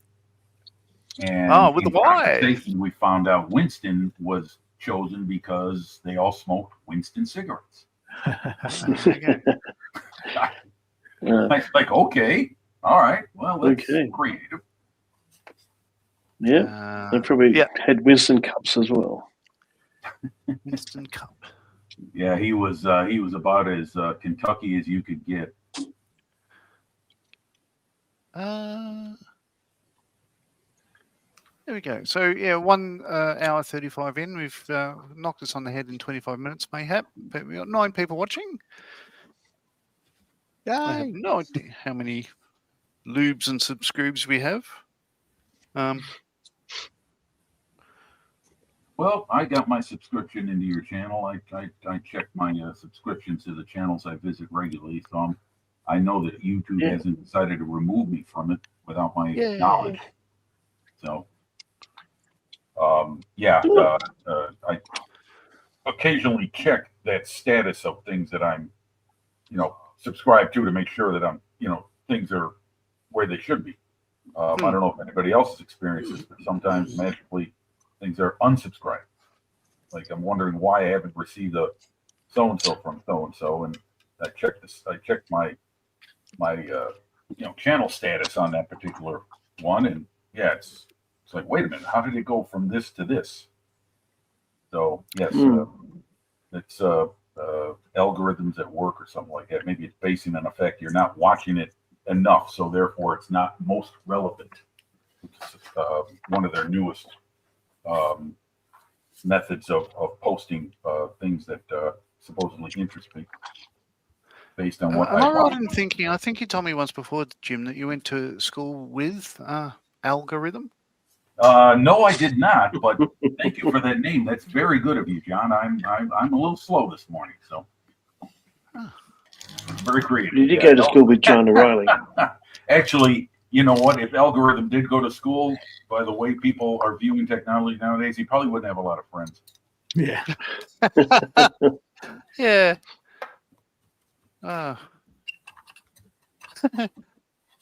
Sarah Jane is saying, when you building the Talbot race car? I built that in the early 80s.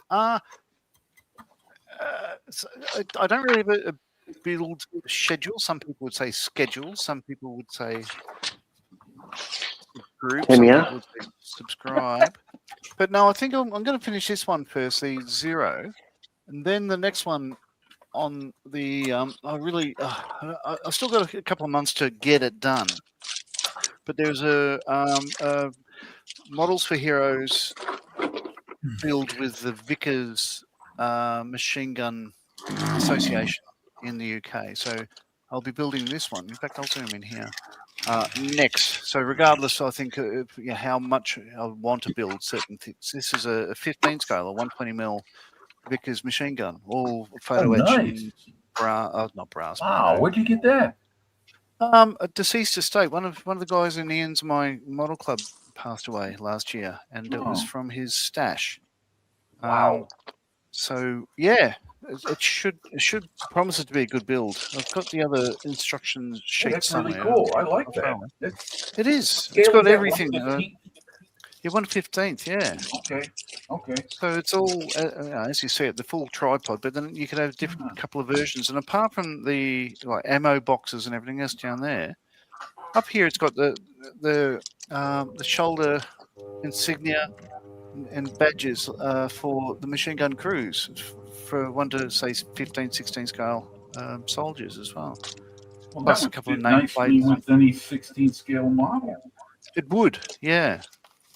I had a look around. I can't see any of, say, World War I or whatnot, but that'll be the next build. And then Sarah Jane, I believe I'll be doing the Talbot. Yeah, it would be pronounced in French. Would it be Talbot or Talbot or Telbois, something like that? I would have said that to Marcus. Yeah, I have a book on car badges, the evolution of car badges. And in that, it says, British occasionally, it depends on where you're from, but the British would say Talbot or Talbot, and the French would say Talbot. I'd have to believe the book because I believe he's done his research. I actually don't know. Those bloody French. Bloody French. Always making things difficult, not pronouncing the O and the T at the end of words. Damn you. Yeah. Why don't you just speak like we do over here? Just say, pronounce every letter of every word. So you're going to meet me at Villar's Breakfast. I'm sorry, John. Jim, that had never happened. Meet me at, what did you say? Villar's Bretonnox? Meet me at Villar's Bretonnox. You know, it's right next to Harflower. Not far from that town, yes. Apparently, John, you have Gary's contact details. I do. Okay, so I'll bring all the grandkids to Fighter World, and Gary can tell them big stories about Mustangs. Okay. And Mirages. Yeah. No, just Mustangs. Mirage There's only is a 10 French grandkids word. he's got to talk to. Mirage is French for Miragi. You Aussies had Mirages in the RAAF, did you not? We did. Yep, we did. Yes, Yeah. sort of.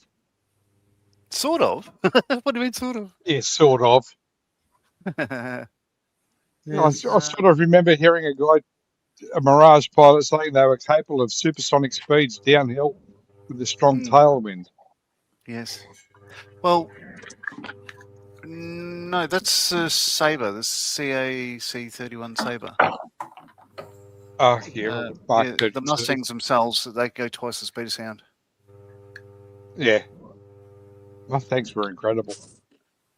Sarah Jane would say, we used to have a tradition for hundreds of years of invading the French. Need to bring that back. Don't have the Navy or the Air Force to do it anymore, Sarah Jane. That's the problem. Yeah, neither did the French. Well, yeah, you know that doggone thing called peace, you know, kind of live with people instead of always having something ready to bonk them on the head with.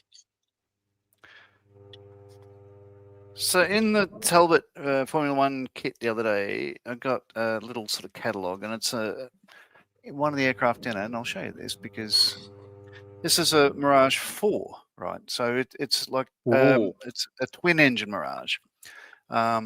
It's basically almost the Mirage 4. That is such a beautiful airplane. I love it. I love it. Third larger again, absolutely massive. Yeah, but what I've learned about that is from the time that they were, so 1964, until when they were retired, I think 2013 or something like that, the French had at least one airborne all the time with a live nuke in it. Okay. Just in case. Like, that's a lot of logistics to make that happen, isn't it? Mach 2 Mustangs. No, Gary.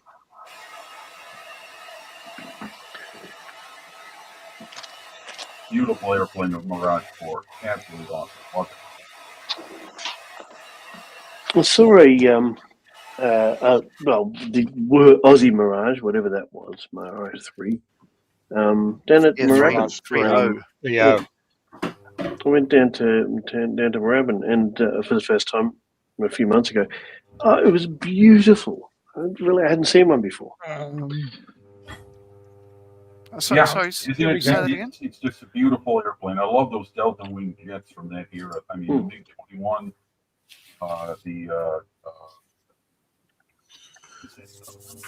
if Dominic's watching, I apologize for the dust. Oh, I thought he was in the chat. You said Dom. I was like, is he there? Oh. That was a gate guard at Edinburgh when I was posted there. It's now in the South Australian Museum. Nice. Museum. Beautiful. Wow. A32, and the 2-seater is up on the shelf. Beautiful, Paul. Absolutely beautiful. Love it. Love that color scheme. So the mark on the tail there, Jim, is RG? I'm sorry? What'd you say, John? The Panther scheme. The marking on the tail is ARDU, A-R-D-U. It's an Aircraft Research and Development Unit. Okay. So they're based in Edinburgh. And they do all as the name, as what's written on the tin. Edinburgh, Scotland? Edinburgh, No, no, Edinburgh, RAF, Australia. RAAF base Edinburgh, named after the Duke of Edinburgh. Okay. Yep, there we go. And that's the other See, one. that's why you got to include the second name with the city, John. You confused me. You said Edinburgh, but, like Phoenix. I got to tell you, Phoenix is in Arizona, so you don't get it confused with Phoenix, Illinois. They look bloody fantastic, Paul. Are they Red Roo decals or are they? Very nice. Red Roo decal. Hey, Yeah. Wow. Bloody fantastic. so yeah, the Paul. orange is that out of the tin, or is that like have you intentionally done a faded orange, or is that a color? It's probably faded by now, but that's to me straight out of the tin orange. Sarah Jane As far says, as I nice could work, remember. Paul. Wow. Thank you, Clearly, Sarah. she's talking about Paul Marley. Of course. No. But So GM was saying the is best speed he got was Mark 0.86 and a 45-degree dive from 42,000 feet in a Mustang. Ooh. Yeah. Did the controls reverse, Gary? No, those Mustangs are gorgeous, Paul. Well done. Yeah. What, the Mirages or the Mustangs? The Mirages. Yeah. But as the better-looking Marley suggested, they're one of the aircraft. There's quite a lot of them that look beautiful from all angles. yeah, the Hampton is not one of them. Shut up!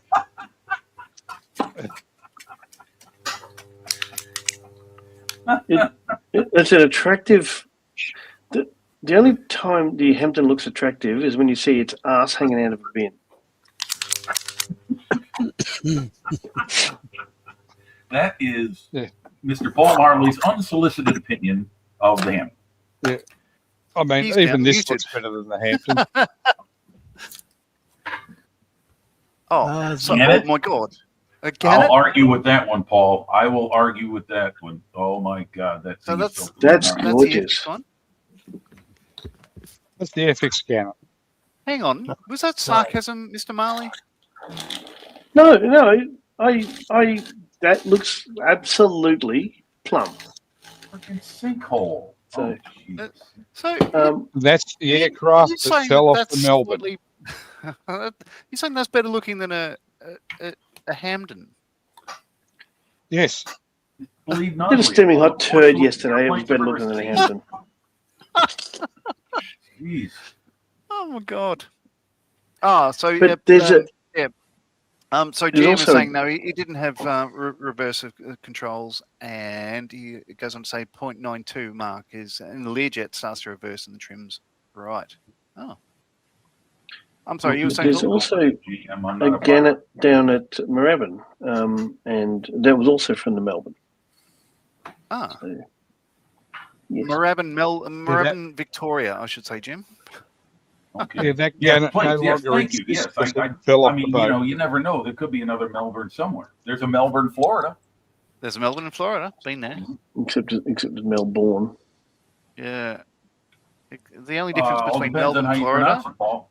and Melbourne, Victoria is we don't have Victoria man does whatever the hell, whereas every day you got Florida man, bites heads off whippets or whatever. I can't tell you what you're talking about. Florida is one of those states I'm not really interested in seeing, so that's okay. Well, it's because you're not at retirement Sounds age like yet. Melbourne. Well, there's also a Naples, Florida, too. I resemble that remark. So, fun fact, and people probably know this, but I'm going to say it because there's a song by Billy Joel called "Seen the Lights Go Out in Broadway," and in brackets it's Miami 2016, I think it is. Right. So the story for that is in 1977, he was saying in an interview that New York City was just about flat broke, and they were having to turn off power and ration electricity and stuff because they couldn't afford to run the state. So the state, then New York, asked Washington for a bit of a handout, and the federal government said no. So he wrote it as a science fiction thing. That is, he was now retired in Florida in 2016, well distant in the future then, and telling his grandchildren that I remember the lights going out in Broadway. Isn't that fun? Well, in 1977, Saad, you mentioned that there was a blackout in New York City, massive blackout, where I think the whole city went out. Yeah. Made the cover of Time magazine. More fun facts. Hawker hunters would need a big trim change at 0.92 mark to 0.95 to stop the vertical dives. Oh, cripes. That'll get your attention. Yeah. I mentioned yesterday to, I think on the chat with Scott, that I was talking to a guy at the Fighter World Cafe. But, you know, and he mentioned that like, you know, he was in the Red Arrows. And I said, oh, what number? And he said, the CO. Oh, right. Oh. Yeah, and he came down here as flew Hornets and all that sort of stuff, and loved Australia, so he's decided to stay. Really nice guy. Oh yeah. God, not another one. Do you any of you guys watch a YouTube channel called Rex's Hangar? Oh, religiously. Yeah, it's so he's good. an Englishman living in Australia right now. In fact, he's up in Queensland. He doesn't sound English. His latest one was about the de Havilland Sea Vixen. In fact, it was just part one. It showed the original concept. I didn't know that thing was originally designed to be a supersonic fighter. Also talked about the saying on the news, it said the Reds are stuck in Canada due to weather at the moment. Oh, that makes sense. Yeah, the Red Arrows. They had a tour of the US as part of the 250th anniversary. Good on them.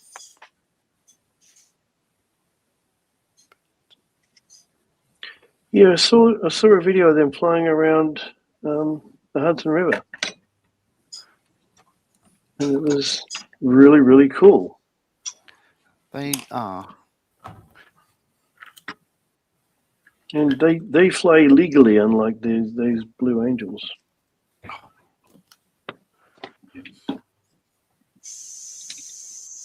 It's interesting. I think I don't know. I've probably mentioned once, or maybe a couple of times to you, Mr. Paul, better looking money. I've only seen the Red Arrows once, and it was 1996. So we had just graduated from one RTU, you know, just joined the Air Force. So I'm walking around the city with two good friends of mine, Wertho and Cheese, who you'd remember. And we decided to go up the Centrepoint Tower in Sydney. It's a long sort of like needle thing. Think the Seattle needle. It looks very different shape, but think the same thing. Space needle. Space needle. And how much did that cost you? Oh, it was back in 1996. So it was £2 threepence, and it was they had the Red Eagles. The Red Eagles, the Red Arrows, and I didn't even know they were in town. But basically, we got up there in time to look out the window and over the harbour. The roulettes were flying, and they escorted the Red Arrows in. So once the roulette sort of buggered off, the Red Arrows did a. It would have been 1996. It would have been. I can't remember the occasion. Might have been the centenary of the Navy. I can't recall. But anyway, one of them buzzed the tower, and it was so close, like he flipped the wing as he went beside the tower, and the whole thing shook and shifted and stuff like that. And you could see his helmet and everything else. He was that close. It was just incredible. So the only time I've seen him was pretty much within a couple of meters of him, which was amazing. Yeah, that is. That's pretty cool. That would be really nice, neat to see. Yep. GM says the Republic of Korean Air Force Black Eagles #5 is inverted. He spends most of the show inverted. God. Yeah, I watched all those GM. I watched all those videos you sent me of the Korean and Japanese aircraft. Very cool. Very cool. I subscribe to those YouTube channels too, so I can check out more of the stuff they made. And I watched your stuff, including Santa Claus on his rocket boat. I've seen the Black Eagles fly. They did an air show that I was invited to in Malaysia.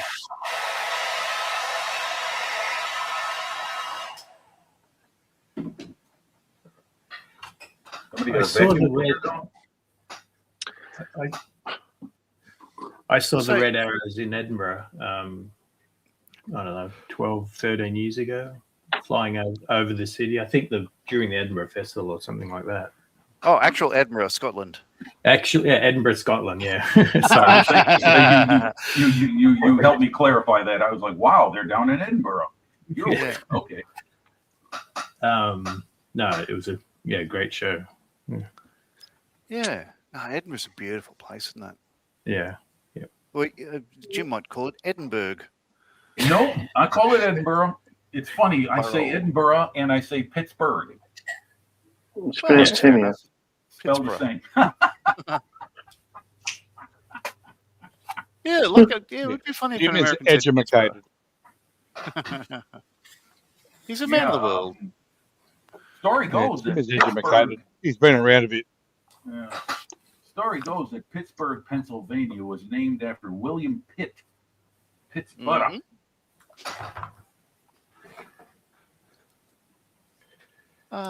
Yeah, so Edinburgh, the RAF base. So the city where it is, it's a new city as far as cities go. It was established in the 50s. It's called Elizabeth, named after, obviously, Queen Elizabeth II. And the RAF base adjacent to it is named Edinburgh after her husband. Yes. And what's cool, of course, is I was on the mess committee for a couple of years, and what was cool is in there we had just in a drawer to see. I'm just going through because I was a historical member. Look at me, and you'll understand why. But Hysterical member. Go through just drawers of stuff, and what's this? And what it was is a certificate. Welcome to.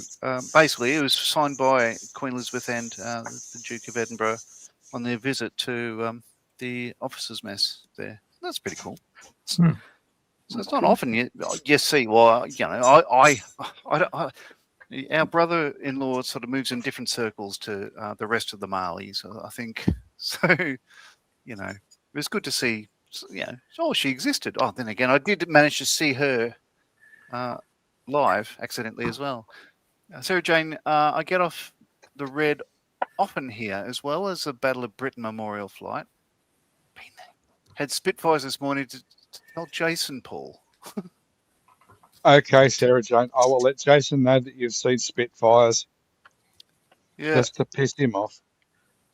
I dragged my wife along to the Battle of Britain Memorial flight. It was awesome. It was I was as excited as I was in Bath going through the Jane Austen Visitor Centre. I sent Jason a video of my grandson meeting the Mark 8 Tamora Spit and the Mark 9 we have here. Oh, and yeah. I didn't hear from him for a week. Yeah.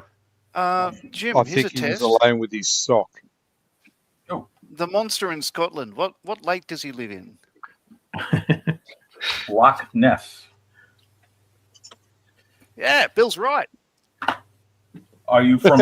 are you lads from Loch Lomond? No, I'm from Lockjaw. That's an old Three Stooges joke. Oh, Jam says Australian Spitfires too. I could hear the eye roll. yeah, Americans say lock. Yeah, that's the way it is, Bill. Yeah. And Sarah Jones near Bletchley Park. So yep. Yeah, Nice. Sarah Jones near Bletchley Park. I must admit, when we did go to BBMF, the Lancaster was not there. It was in Wales, stripped to bits, so I didn't actually see it. But that's okay because we got G for George here and stuff like that. So been close to a couple of them. Oh God. Never go to the Canberra War Memorial, John, and say it should still be flying. Yeah, no. Anyway, it's been 2 hours on the stream. If you don't mind, I'm going to stick around for a bit. It's up to you guys. If you feel overextended, feel free to drop out or whatnot. But I'm still at the bench anyway, so I'll just leave the camera on. You are quite the night owl, John. Yeah, I might get going because I do have to get up early. Okay. Oh, you're working. So, Scott, you have to work in the morning, Scott. That's good. That's good. What have you achieved anything, mate? Yeah. Well, basically all I've done was just did the tracks a bit. So I'll show you this one because I've sort of pretty much done. So that's what I've done so far. They look good, Scott. And that's what these are going to look like too. So far, I've only done the edges. Right. Even though it doesn't look like I've done them, but I'm sure I have. Damn, Anyway. it does. You let your fingernails grow long. Damn. Yeah. Dracula-like. My sister said that once. So yeah, that's them. Nice. Very nice. There you go. Very good. Thanks for joining, Scott. It's always a pleasure. Yeah, thanks for having me. And, so when are you back? Wednesday? Yeah, I'll be back live Wednesday at 8 p.m. Australian times, 11 UK time. You are in Australia. I can tell. You're upside down. Wow. Now you straighten yourself out. Now you're in the northern. But I may be on JC's tomorrow night. Don't ask me the time. I think it's about 9 p.m. She usually goes Tuesdays? Tuesday, yeah. I think that's 7. That'd be 1 p.m. UK time, 7 a.m. my time. So that's going to be like 10 o'clock your time. It's actually 9 p.m. my time. Okay. I think. Okay, then he's starting at 6, which would be noon UK time, 6 my time. You get that? It'll be a quiz on Friday. Right. Okay. Yeah. Anyway, it'd be 9 p.m. Australian time. I'm not sure what it is UK time. I think it's about. No, that's noon. That's noon UK. Yeah, it would be about noon. And Scott. Then my stream Wednesday. Yeah, and by the way, what is that? Is that dinner time, lunchtime, breakfast? What is it in the UK? I can't keep up with all their meals. That'll be 11 a.m. UK time when I'm live on mine. When you're going, yeah, that's Wednesday. Yeah, Wednesday. Yeah, that's brunch.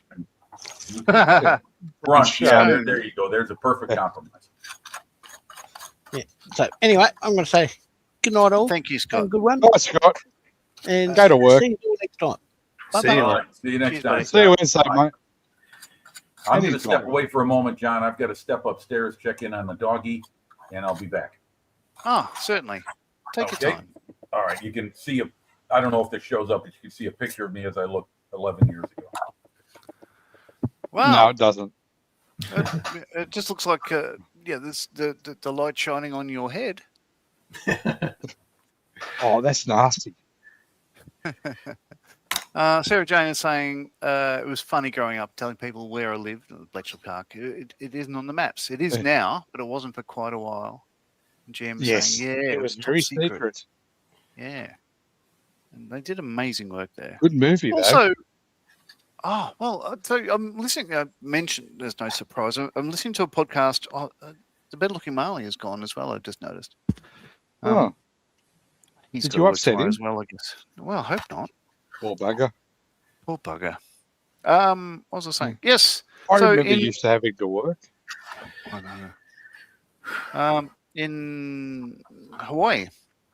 So, listening to the unauthorized history of the war in the Pacific, they had a communications center in Hawaii that was intercepting and translating all the Japanese coded signals from the Admiralty to the ships and all that sort of stuff. So, imagine that, because obviously, to my mind, like I don't speak any.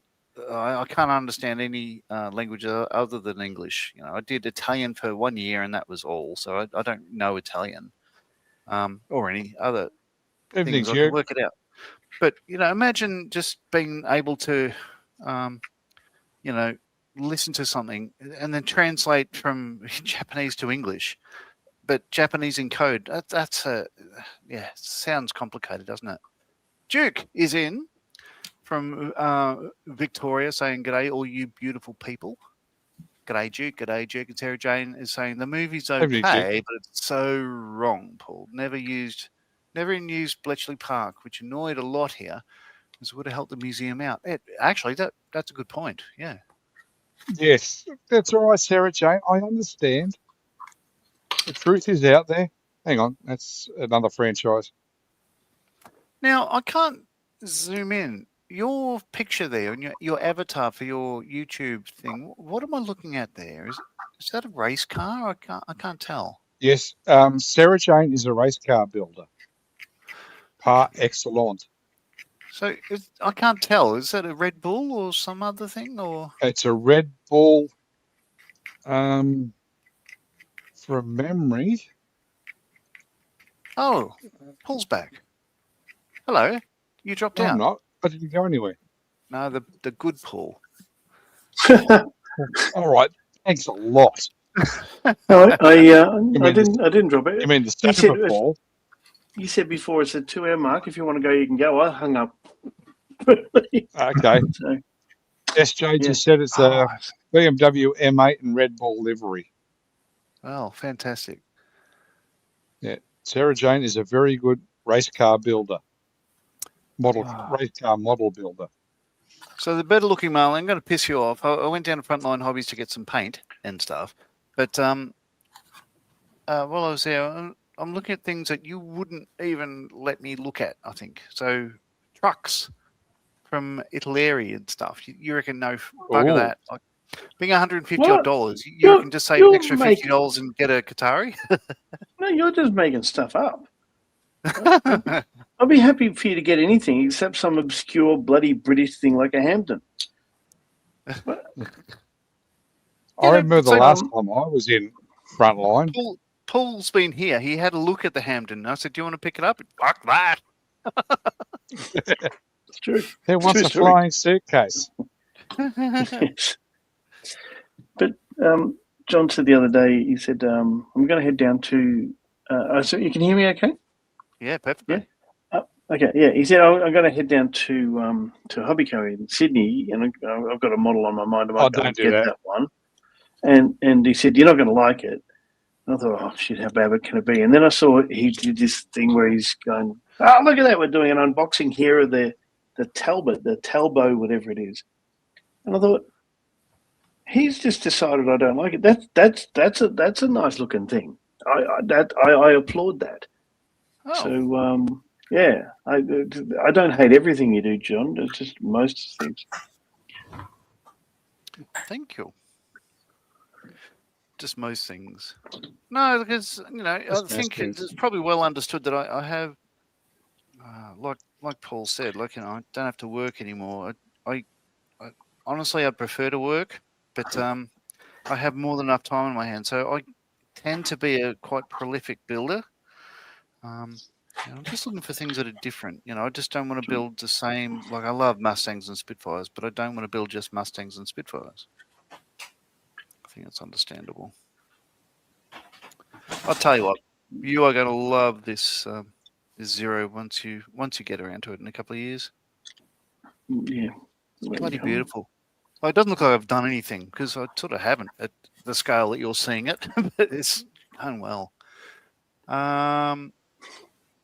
Okay, Alien N saying, yeah, thanks. I thought it was a V8 supercar. Well, could be.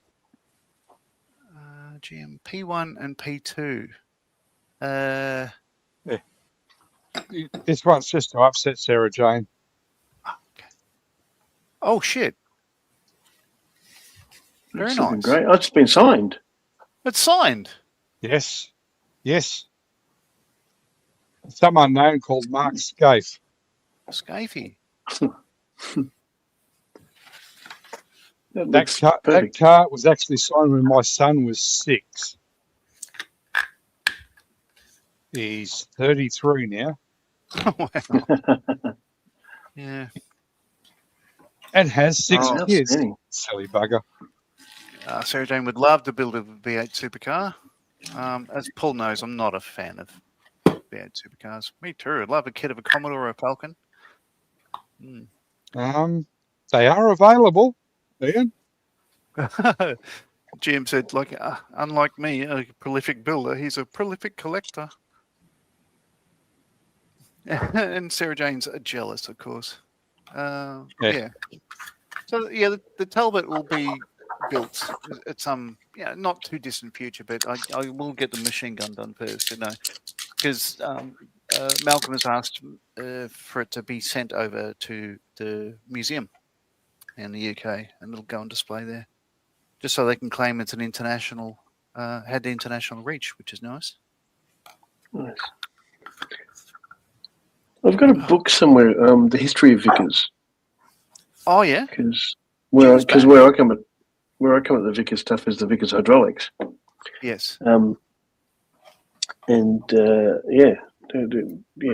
Just an amazing company, been around forever, and they've finally eaten, killed them. So they're now part of Danfoss. Oh, Duke's in the house. Good day, Duke. Good evening, Jack. Hello, Duke.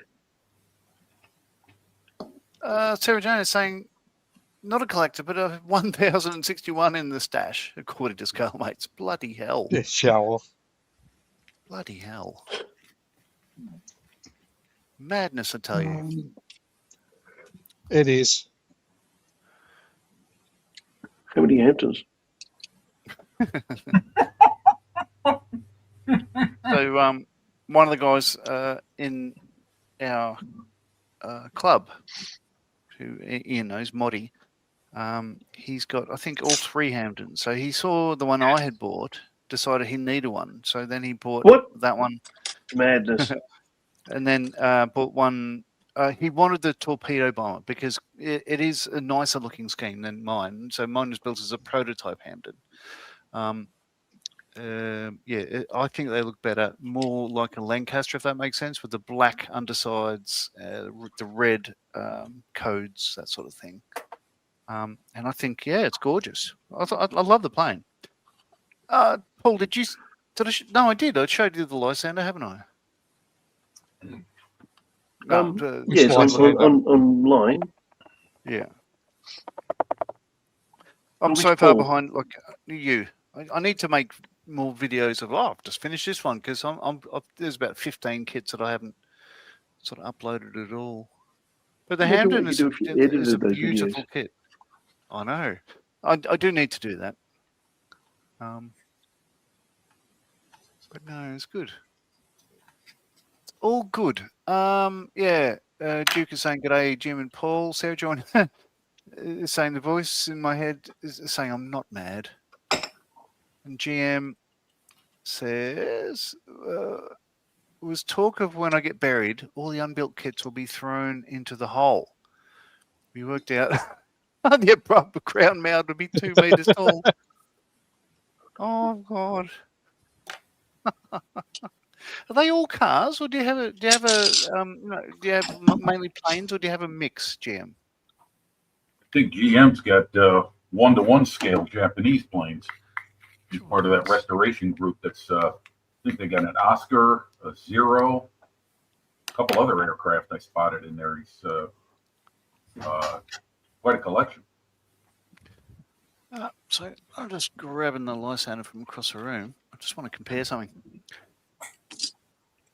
Oh yeah. So I was tossing up with it to. So for the underside of the Lysander, I bought Knight. It's a pretty standard Knight. But this one I spent just an extra $5 and got. That's literally called cowling color. From cowling color. From Mr. Hobby. So I figured that would be the correct cowling color for a Japanese aircraft. But I'm comparing it to Knight, and it is actually different. Yeah, it's got more blue in it. Yeah, I've heard that it's actually blue, black in color. Yeah, but it looks right. I mean, I haven't painted the rest of it yet, which will be that color. I've employed this color recently for that purpose, but it's a bit more blue than I like.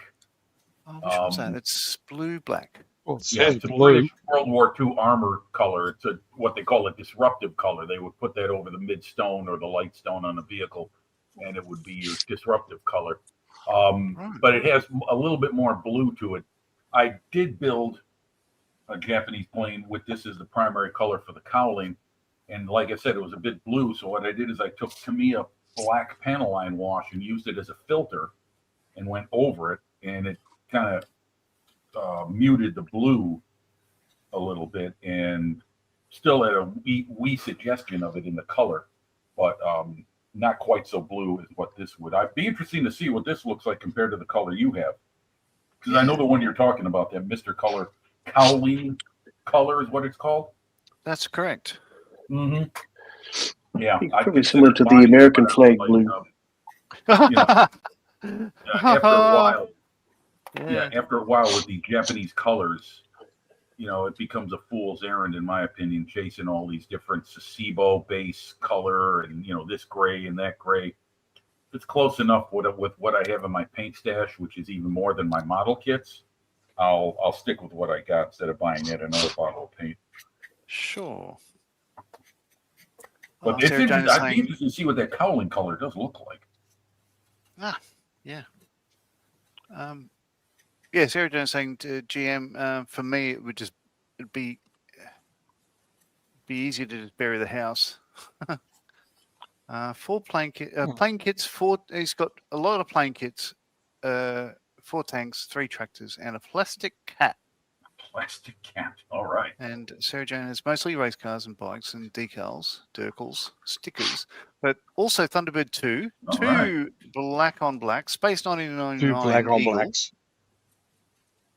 I don't know. What is black on black? The Interceptor.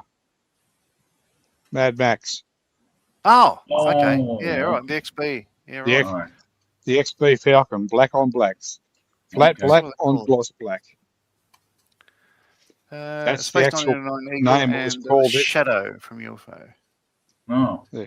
That's the actual name it was called up. Oh, in the UFO. script. You mean the Jerry Anderson show? All right. Yeah. Who doesn't love a 1999 Eagle? Yeah, the awesome looking design, isn't it? Beautiful. The head almost looks like an insect. I saw one made up. I don't know where it was, but it made it up as a DHL courier for the moon for Space 1999, and it was really cool because it was all sort of yellow and red and white. Yeah, I saw that somewhere too. Yeah. Gentlemen, it has been a pleasure. I'm going to go. I need some beauty sleep. I couldn't get my sorry ass out of bed this morning, so I'm going to go and do that. Thanks very much for being part of this. Thanks for coming in, Paul. Good to see you. Thanks for the invitation. But I actually cut some things off the sprue tonight for the first time in I think weeks, so it's been great. But it's been fun. The conversation's been fun. That's the Merlin on that page there, is it? Oui. Oui. Oui. Oh, nice. Yes. Very nice, sir. Yes. Very cool. So you can see. Put some wires on there. So you haven't. Oh yeah, cool. But they're aftermarket, yeah. They're not in the kit. They're scratch built. Yeah. Yeah, very cool. And so, do you have them on the outside as well? No. I've been using. There's two magnetos. The left-hand magneto does the outside coils of both banks, and the right-hand magneto does. The right hand does the inside. Nerd.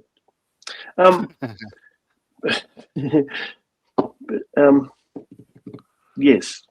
I did use but the reference for this is there's a Packard Merlin in the Smithsonian. I found that pictures of that on the website, so I've been using that. But yeah, we'll see. Yeah, everything's black. Yeah, everything's black. But gentlemen and ladies, it's been fun. It's been fun. Thank you. Night. Yeah, and again, thanks for joining. This has been yes, a bit of fun. Just before I go, I've noticed I can read the comments here. So who'd have thought that's the thing you can turn on? Yeah. You go to the middle column and you can see the comments as they come in on the chat. Yes. Question of will, really. Catch it, folks. Oh yeah, I guess you're like me. You're not used to seeing comments. Anyway, bye. GM says real challenge is 1-to-1 scale stuff. Disposal acres of aluminum. Fair enough. Aluminum. Oh, sorry. I didn't realize I was large. Let's sort of zoom out. My God, you're shitting me. GM, are you converting? Wow. Oh, nice. So that's Paul, what don't you have in your collection? Is that the recent release? The ones I can't remember want. who made it. Yeah.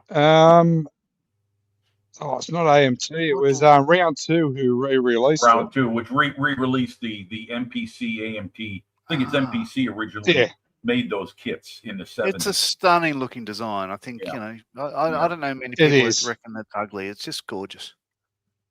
Yeah, and you can functional. Get all the different pods. You know, the different cargo pieces with it, and the Eagle Interceptor is available as well. I never really paid attention to the aircraft and the machinery used in that show. I was fixated with Barbara Payne. Ah. Yeah, Martin Landau's wife. They were both on Mission Impossible together, too. Oh, okay. Yeah. I have a broken undercarriage I've got to fix. Oh, no. That's all right. You'll be able to do that. Super is a wonderful thing. Because all the gear in this is sprung.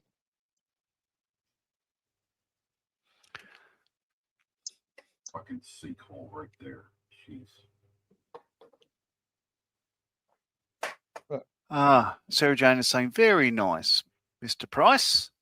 I have all three of the big Eagles and the booster pack, which goes to top it off. So yes, on the back. That'll be the turned aluminium. Oh no, the booster pack. Yeah, the orange one that goes up. Yeah, booster pack goes on the top of it. Yeah, angled sort of upwards. Yeah, another one. Yeah. And GM says, Jim, just annoying the American staff here watching you guys. They spell words funny as well. Yes, GM. Yes, we should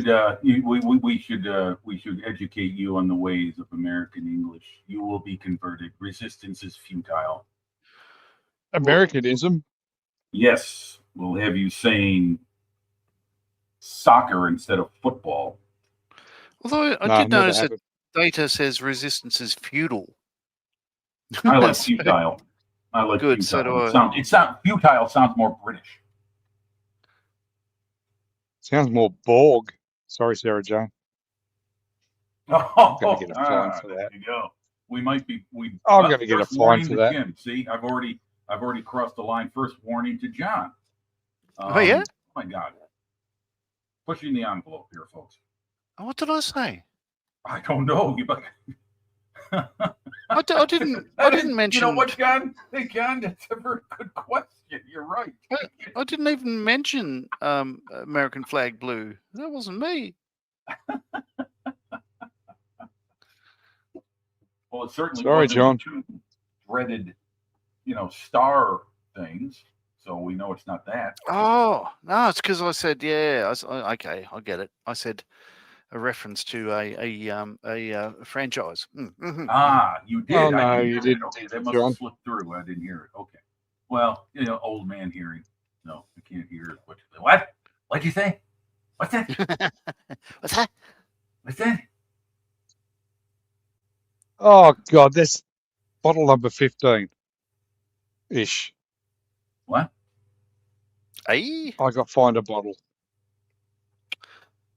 Must be a lot of bottles.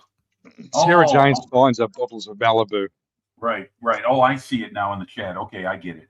Yeah, okay. Well, you walk a fine line, Paul, sometimes, Yeah, well, they did take everything down that used to be behind me. Oh, that's right. That's right. You removed the certain ship. Oh, certain ships, certain box, certain kits, certain figures. Yep. I just thought of a wonderful gift for Sarah Jane. It would probably get me a lifetime fine of Malibu, but no, don't do it, Jim. It's let me see. Oh, here, I know what I can do. I can find it on my text chain with a friend of mine who sent it to me, and I'll show you the image. And it probably will get me fined, but if you'll allow me to indulge myself for a couple of minutes. Do it. Oh no. Let's see. Do it now. Do it. Do it. Do it now. Where is it now? Hold on. Oh, here it is. Here it is. Okay. Big screen. There you go. Oh. Zooming in. Damn it, Jim. Wouldn't that be a great shirt to have? That would be wonderful. That's funny. That image reminds me of a Peter Gabriel album cover. Peter Gabriel 2 from memory, but I think what they call Scratch. Just give me a sec. Yeah, Gary, Sarah Jane is partial to Malibu. There we go. Okay, now we're back. All right. Yeah, it reminded me of that album cover, which it's not. But yeah, that's not Damn Jim. And don't find me. Oh, Jesus. great album. Great album. Old fuck. Yep. Oh, Jesus, you're lucky, Jim. Second warning. Second warning. Yes. Oh. Yeah. I appreciate your That's generosity. nice like that. Yes, I appreciate your generosity there, Sarah Jane. I think that's about your 5th second warning. Lucky bastard. I think I need a headrest, which is red brown from memory. GM, while you're here, I was looking up the interior color for the canopy for a Zero, but what I found online is different. Close that down. Which day of the week was your kit built? Well, yeah, it's an early. It'll be an early Mitsubishi. So to be finished properly. Well, yeah. So So from have what all, I read, have all the these primers aircraft, on it and all the paint. yeah, I understand that these aircraft were built within 3 months of the Pearl Harbor attack, so they look fairly new. But this is a picture I found online. It's saying that this is a Mitsubishi windscreen frame. That's a Nakajima produced Zero windscreen frame, and that's a Nakajima cowling clamp bracket cover. So those two are like all, I guess we'd call it cowling color, whereas this is more like it's not Aitaki, but I think it looks like just like a deep sea grey or some such. Would you concur, GM? Good evening, Harry. Oh, Harry, hello. Blue green. He's a wizard, Harry. I don't know, because most of the images I'm seeing, if it's a flying Zero, obviously they get repainted as they get corrosion control and everything else because of what they're built with. But most of the recreations or rebuilds I'm seeing is okay, yeah. So that's what I'm seeing on most of the images. So I wouldn't be wrong if I did the this one, that color, right? Yeah. So the main 3 colors I'm doing this Zero for the Japanese name. So yeah, Mitsubishi Interior, IJN aircraft, Amber Grey, IJN aircraft, Aitaki Blue, IJN aircraft. So they should look all right. Yeah, I think it should be right. GM, the cockpit colors, the interior of the framework. I would hope so because that's what I painted a couple of aircraft like that I built. Oh well, while I'm here, I'll go get a couple. I'll go get one out of my model cabinet. Please. All right. I'm not going downstairs in the garage to get a box full of Zeros. Headrest was leather red. Later it was black. What I'm thinking is I have a I think it's a cavalry brown, which is like a red leather color. Yeah, cavalry brown is a good one. Do you have leather brown or German camouflage medium brown? That's a good color. Yes, I've got all those things. I've got a light rust, but that won't do it. It's too light. No, red leather. Orangey. I'll go red leather. You know, you might do with that light rust is use that as kind of a dry brush color to, if they give you any Red leather, kind of yellow detail leather. on it to create a little depth, if you want to go that far. Oh, let's zoom in on Jim. Well, this is the Nichimo, very old Nichimo B5N2 Kate Pearl Harbor version. This is based off carrier Shokaku during the time of the Pearl Harbor raid. It has a torpedo on it, but that's because the bombs I was going to make for it, the bomb rack, I should say, was so flimsy, I should have just created my own. It went sideways in a hurry. So, because these aircraft, being from Carrier Division 5 of Suikaku and Shokaku, had the least experienced aviators as far as torpedo pilots. Okay. So they were given ground targets. But as I said, the bombs went sideways and everything, so I had to put the torpedo on it. But yeah, this is that example of the blue black that I put over the. I filtered that with the to me a black panel line wash, and it helped. Yeah, this is an old model, but a good one. I mean, I don't have the Hasegawa copy, which is the only other one I know on 48 scale now, and it has been for a long time. But yeah, it's a nice aircraft. I really like it, and it was a bit of a challenge to build, but that's what you do when you build a 55-year-old model. You know. Oh, you've done very well. Thank you. And Sarah Jane's a fan. Yes, thank you, Sarah Jane. I appreciate that very much. This is one I built a long time ago. Again, another Nichimo kit. I built this about 22 years ago. Wow. This is the T45 Nick. The Toryu, Toryu is what the Japanese designation is. That is very nice, Jim. Gorgeous. Thank you very much. This model had a warped left fuselage half that took a long time and a lot of different methods to get it to adhere to the other half and stay in place. Almost shelved it because of that, but I got it done. And the paint job I'm particularly proud of. This, you know, I'm looking to clear out some of my older models and make room for the newer ones, and there is an air museum nearby I can donate them to. This is one that's staying. This one's staying with me for the rest of my days. The paint job took about 3 days to paint over 3 different modeling sessions. The Japanese light color, the bottom side, is what the whole plane was painted in originally. Then I went over the top with the dark green you see, and then I went back over with the aircraft gray and that gray over the green to form the splotches, which after looking at close-ups of aircraft, I noticed how rough they were. They were sprayed on, but they had a very rough edge to each one of the splotches, so I had to have it the way I wanted it. And so that's why it took so long to paint the thing, because I would literally overheat I would be painting so long my compressor would shut off. And I wound up putting a small fan right next to it, blasting as much cool air as I could through it, because I was going so long with the painting sessions. You get caught up doing it and you forget about time. So anyway, those are 2 very old Nichimo kits. You can still find them on eBay if you want to build them, but Hasegawa makes better versions of both. I should say newer versions of both, particularly the Key 45 in quarter scale. Zukamori makes a 32nd scale version of the Key 45.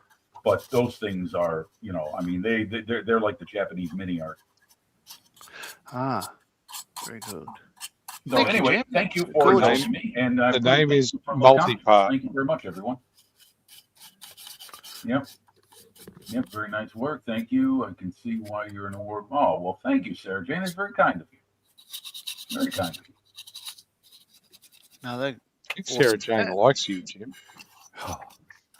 Hey, GM is saying the blue varnish color really should be painted as a wash over silver. It's a translucent semi-clear. Yeah, I know. I heard about that. Yeah.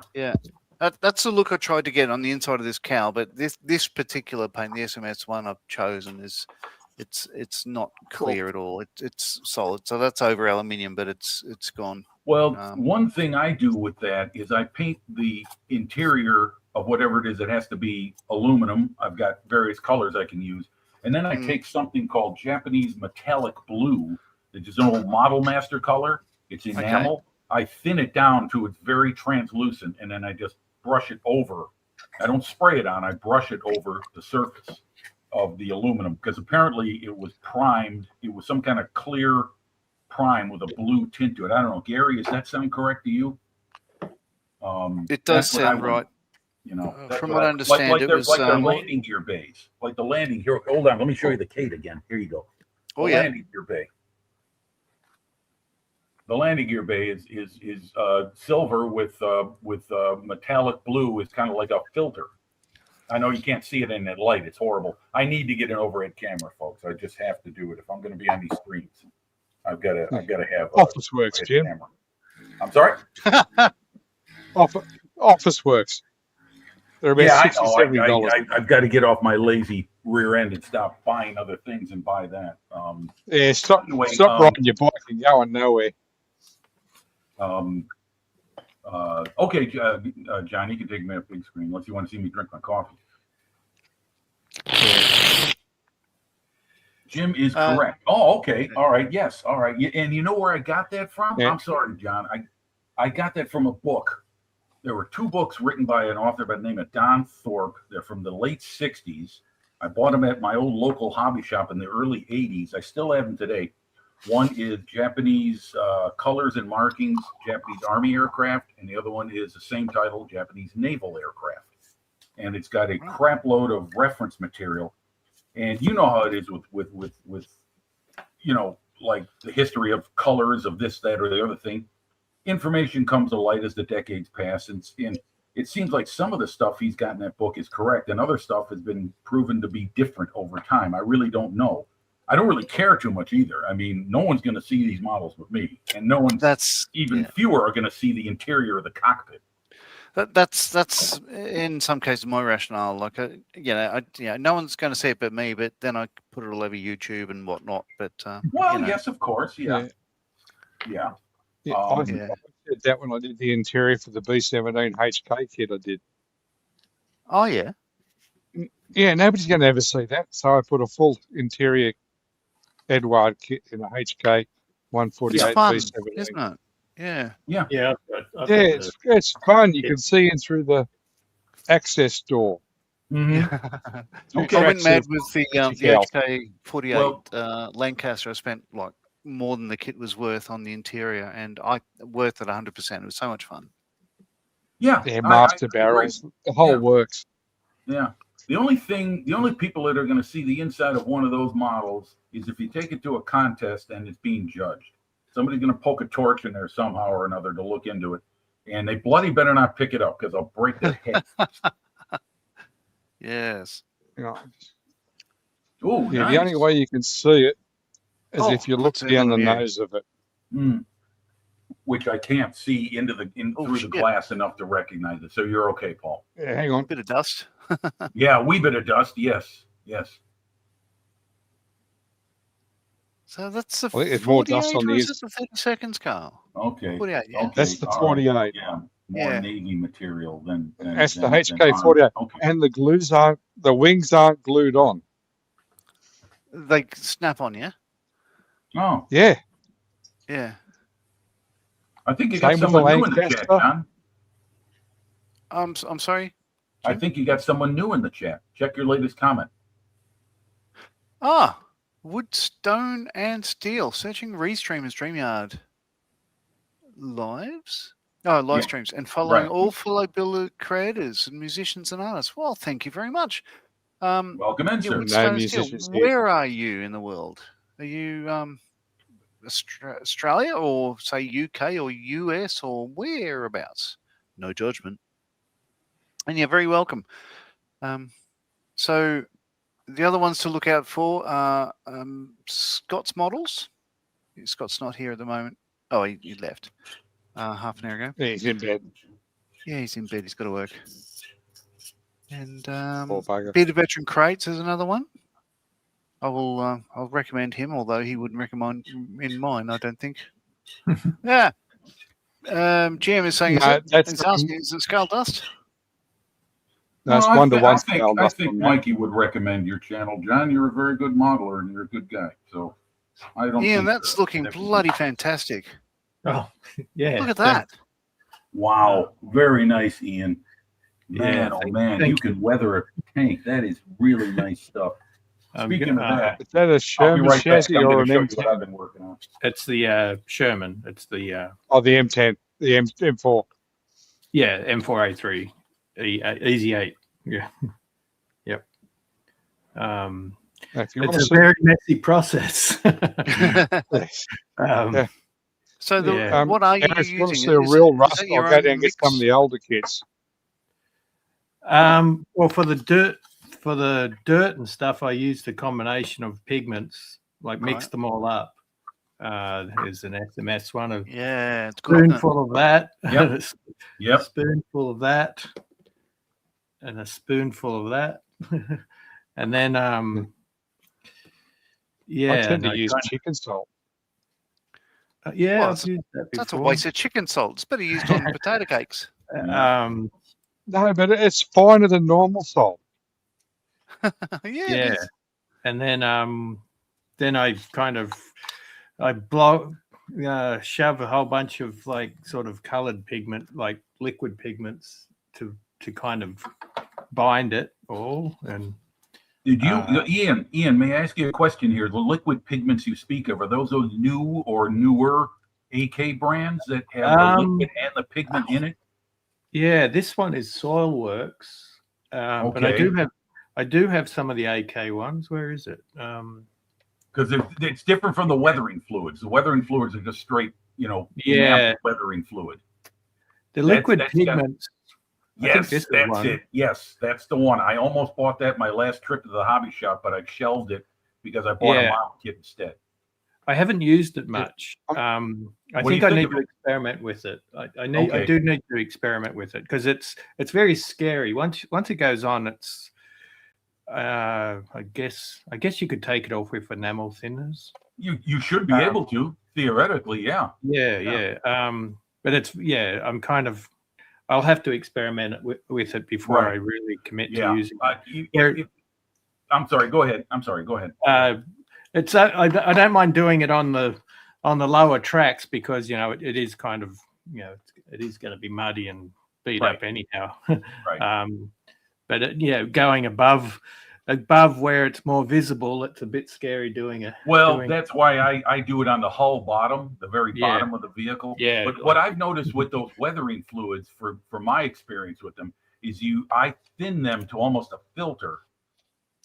Instead of because they're just too thick on their own. They're meant to be applied and then smeared. You know what I mean? If you look on the label, it always describes it like you take a brush and you go either vertically or horizontally, whichever way you want it to go. But I find that they work better if you thin them out with some enamel thinner and create more of a filter effect, and then I can gradually build up from there. Because I'm like you, I grab a whole bunch of stuff. And then I just go at what I think I'm trying to simulate it. So like what I have here that I'm going to show in a minute, the Grant tank that I've got, I've dirtied it up so it looks like it's in the desert. Whereas what you're doing more like a brown or earthy like soil. Western, Eastern Europe winter. Right, exactly. Well, actually, this is Korea, so yeah. And currently, at the moment, I've got Asia. These, where is it? The engine fuel and oil effects, and I'm putting like grease stains on here on the on the wheels but I thin it out as well. I find it works better if you brush it right out of the bottle. It's as thick as a paint. And so I've just added a bit of enamel thinners to that and just kind of. Oh, I love them. It's they're typical enamels, though they require a lot of work to maintain, so they don't get up in the bottle and separate from the carrier. But when they work well.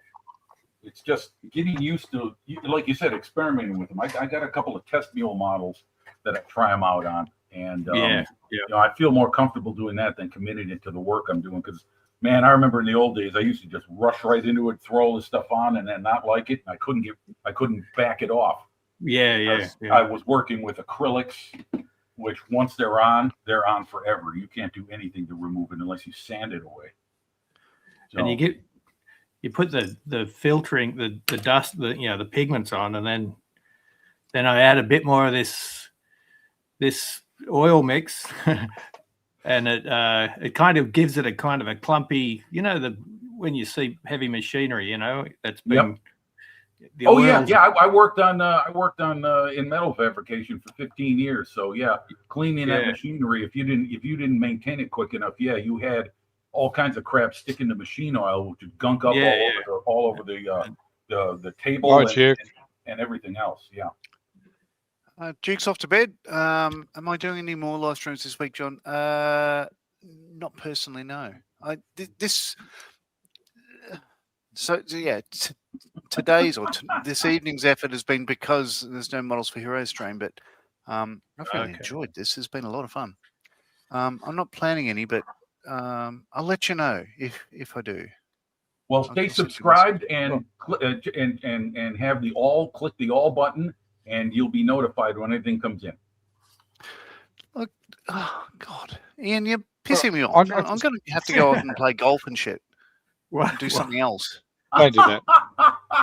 Come on, John. You just got to give it a try. You know what it is? It's a collective effort of throwing a whole bunch of shit at a model and finding out what works. That's how weathering is. For me personally, there is no starts. There is no set process. I want it to be that way.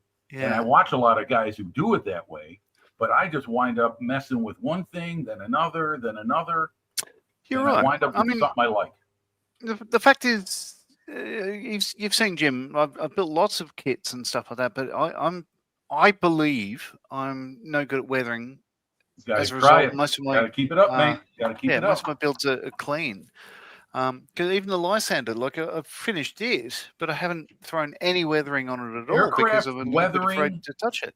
Yeah, aircraft weathering, John, is very different from, in my opinion, different from armor modeling weathering. Yeah, I'm pretty scared when I try to do an aircraft weathering.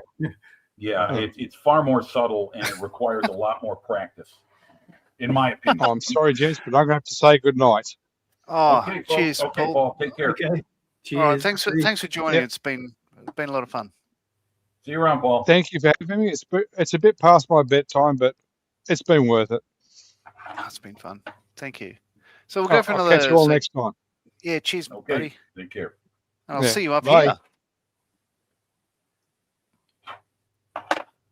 Well, that's cool. And then there were 3. Yeah. That's the name of a Genesis album. Very good one, great album. Sarah Jane, not Paul, now pay up. This is my your Grant tank, and it is a case of over weathering. Let me remove this box. I can at least rest it on the table without possibly dropping the bloody thing. Bit over weathered. There's a time when you just got to call it done and step away from it. And it's Ian, you know what I'm saying. It's so easy to get caught up saying, just a little more here, just a little more there. Let me emphasize that. And I mean, this thing is bloody, beat up, and dirty. And I wanted it that way because if you look at photos of vehicles in the Western Desert, man, that sand and dust got everywhere. It was on everything. I mean, it's like going to the beach. You come home and you got sand everywhere. It's just unavoidable, right? So I took that to I think a bit too extreme on this, if I'm being perhaps a little too critical, but I've got to call it done now because if I go any further, I think I'm just going to spoil it. And the reason I've been doing this is because I've got to do the next step, which is complete the model. And there's a whole bunch of little items that have to go on this thing, including light guards on the headlights. One of the headlights I broke off. Got to add I want to add a whole lot of extra equipment hanging from these rails on the side, jerry cans, flimsies, all kinds of stuff. I see these photos of these vehicles in the desert, and it was like the Arabs themselves. You carried everything with you. You needed it. There's very little resupply by air in the Western Desert back then, so you had to bring everything with you. So these things are usually loaded down with gear. Is this British Army? This game? Yes, this is Interesting to mention that this, first of all, is a kit. It's a TACA model. It's like a 2015 mold. It's a beautiful model. I recommend it. It's a really nice basic kit. It's very, very simple. You'll have it built before you know it. And it really goes together well. All the different angles of armor are sectional pieces on their own, but it comes together remarkably well. You pay attention and do your due diligence on prepping the parts, and you'll come up with a really nice model. So this paint pattern was influenced by a modeling professional from my youth named Shepard Payne. Oh, yes, everyone knows yeah, Shepard Payne. Yeah, now he had we're all in awe. Yeah, the Monogram made a Grant tank kit of this way back when. And they used to provide in those armor, their 1/32 scale armor series, they provide booklets called Tips on Building Dioramas. And it would be photographs of the individual vehicle that is the subject of that model kit you bought, as he did it in a diorama. And it was this one was in it, and it was with this paint scheme. Now, I did some digging, and courtesy some help from guys like Panzer Cat and Sarah Jane, who helped out as well. I found out it was 7th Armored, but which regiment? You know, because the British Army had regiments and battalions and, you know, platoons and companies, and they all had their own unit logos within.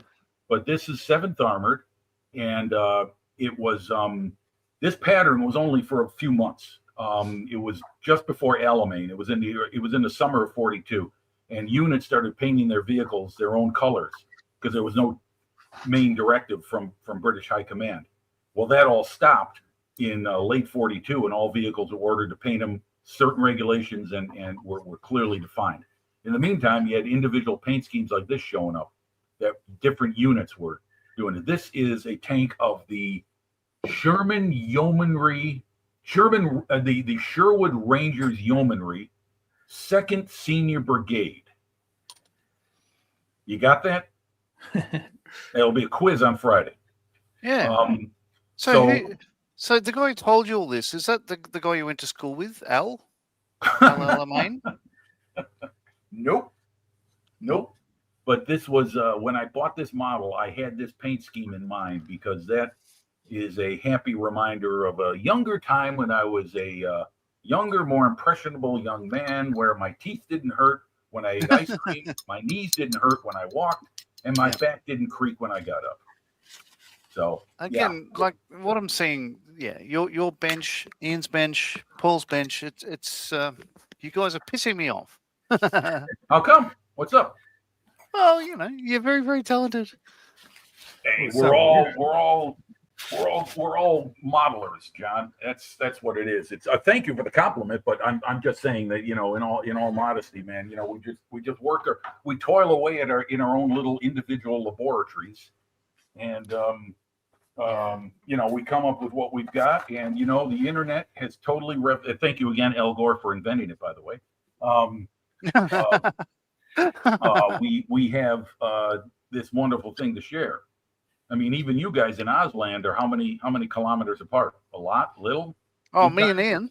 We're pretty close. 22 miles. Not bad. That's bloody close compared to what most folks are. One's in Queensland, the other one's in Tassie or something like that. You know, as an example.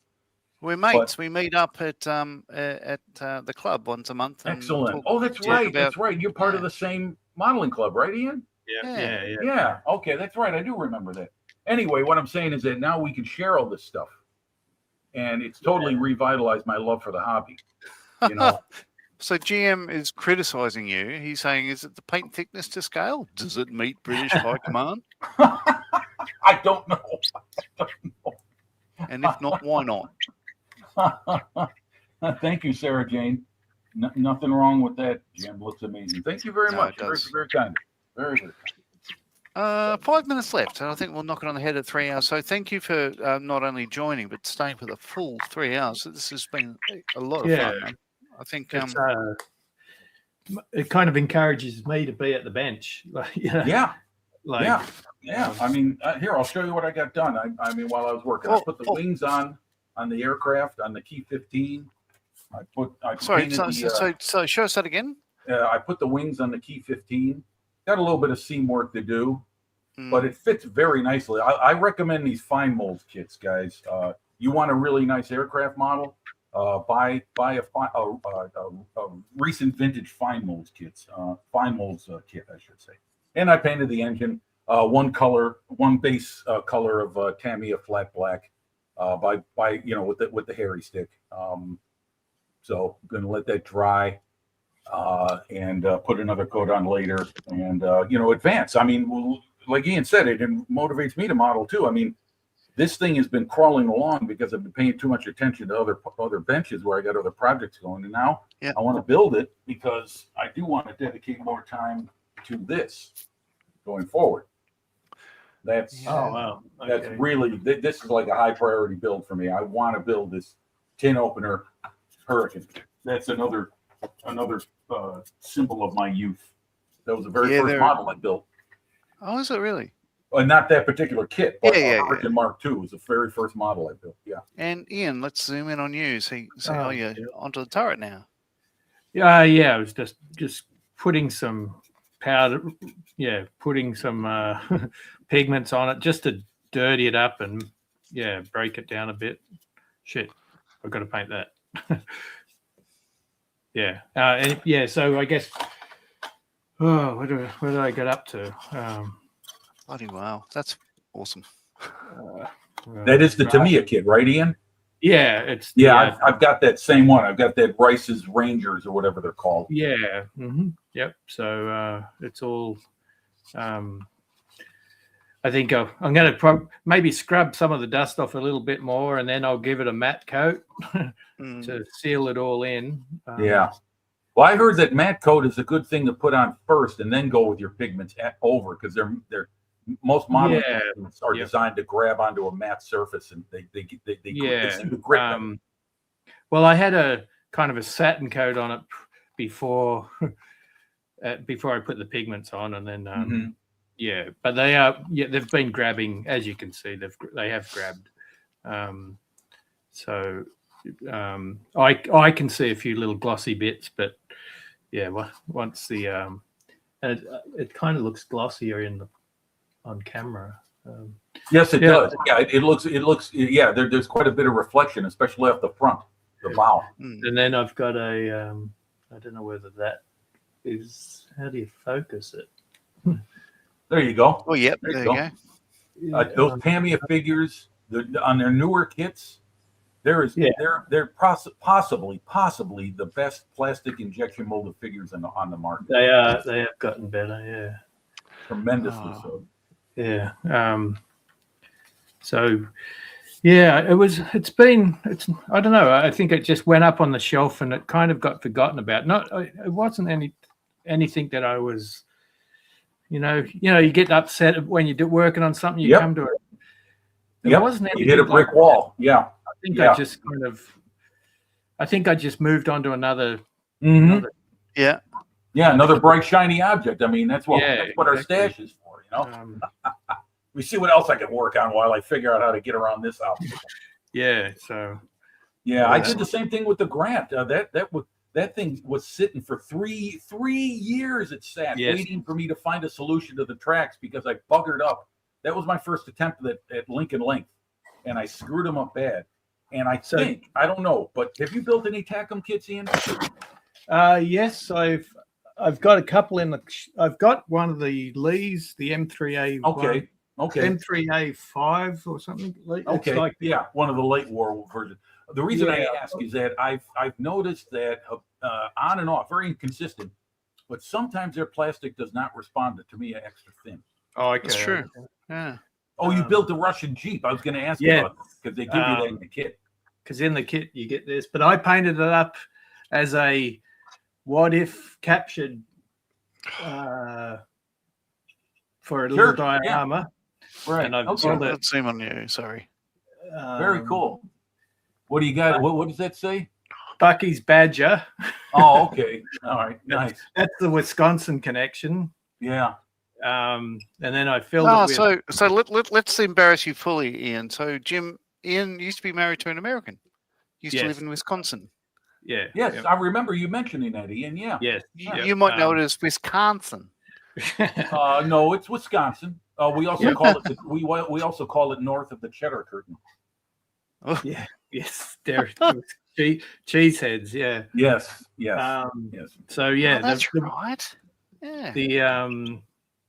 So the University of Wisconsin in Madison, where I was living, they're the Wisconsin teams, the Badgers. Yep. And their mascot is Bucky Badger. That's right. Yep. So I painted, and that's going to go on a little diorama by itself. Very nice. I like the extra gear you put in there. It's really nice. Arranged and painted. Really good job. Yeah, great job. Jim, I was going to ask, have you ever been to Royal Hobbies in Rockford? No, I have not. I was in Madison a couple years back for the IPMS Nationals. Yeah, they were hosted. They were held there. And Madison used to be a travel point for me when I was going out west to a friend of mine who lives out by Platteville, Wisconsin, which is around the three corners of Illinois, Iowa, and Wisconsin, right there in the southwest corner of the state. But anyway, no, I have not. I did not know there was a hobby shop in Rockford. That's about 50, 60, maybe even 70 miles from me. Yeah. Well, I don't know whether it's still there. The last time I was there, it was probably 15 years ago. So, but it was always a good hobby shop. Ever since because my ex was from Rockford, and so I used to go to Royal Hobbies every time we went down to. Oh, you know what? I'll Google it and see if it's still in business. The way brick and mortar hobby shops have been disappearing.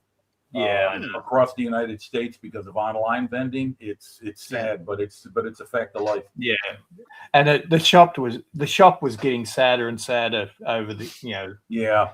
Sometimes the overhead is becoming too much for smaller business owners. They can't keep much. Yeah.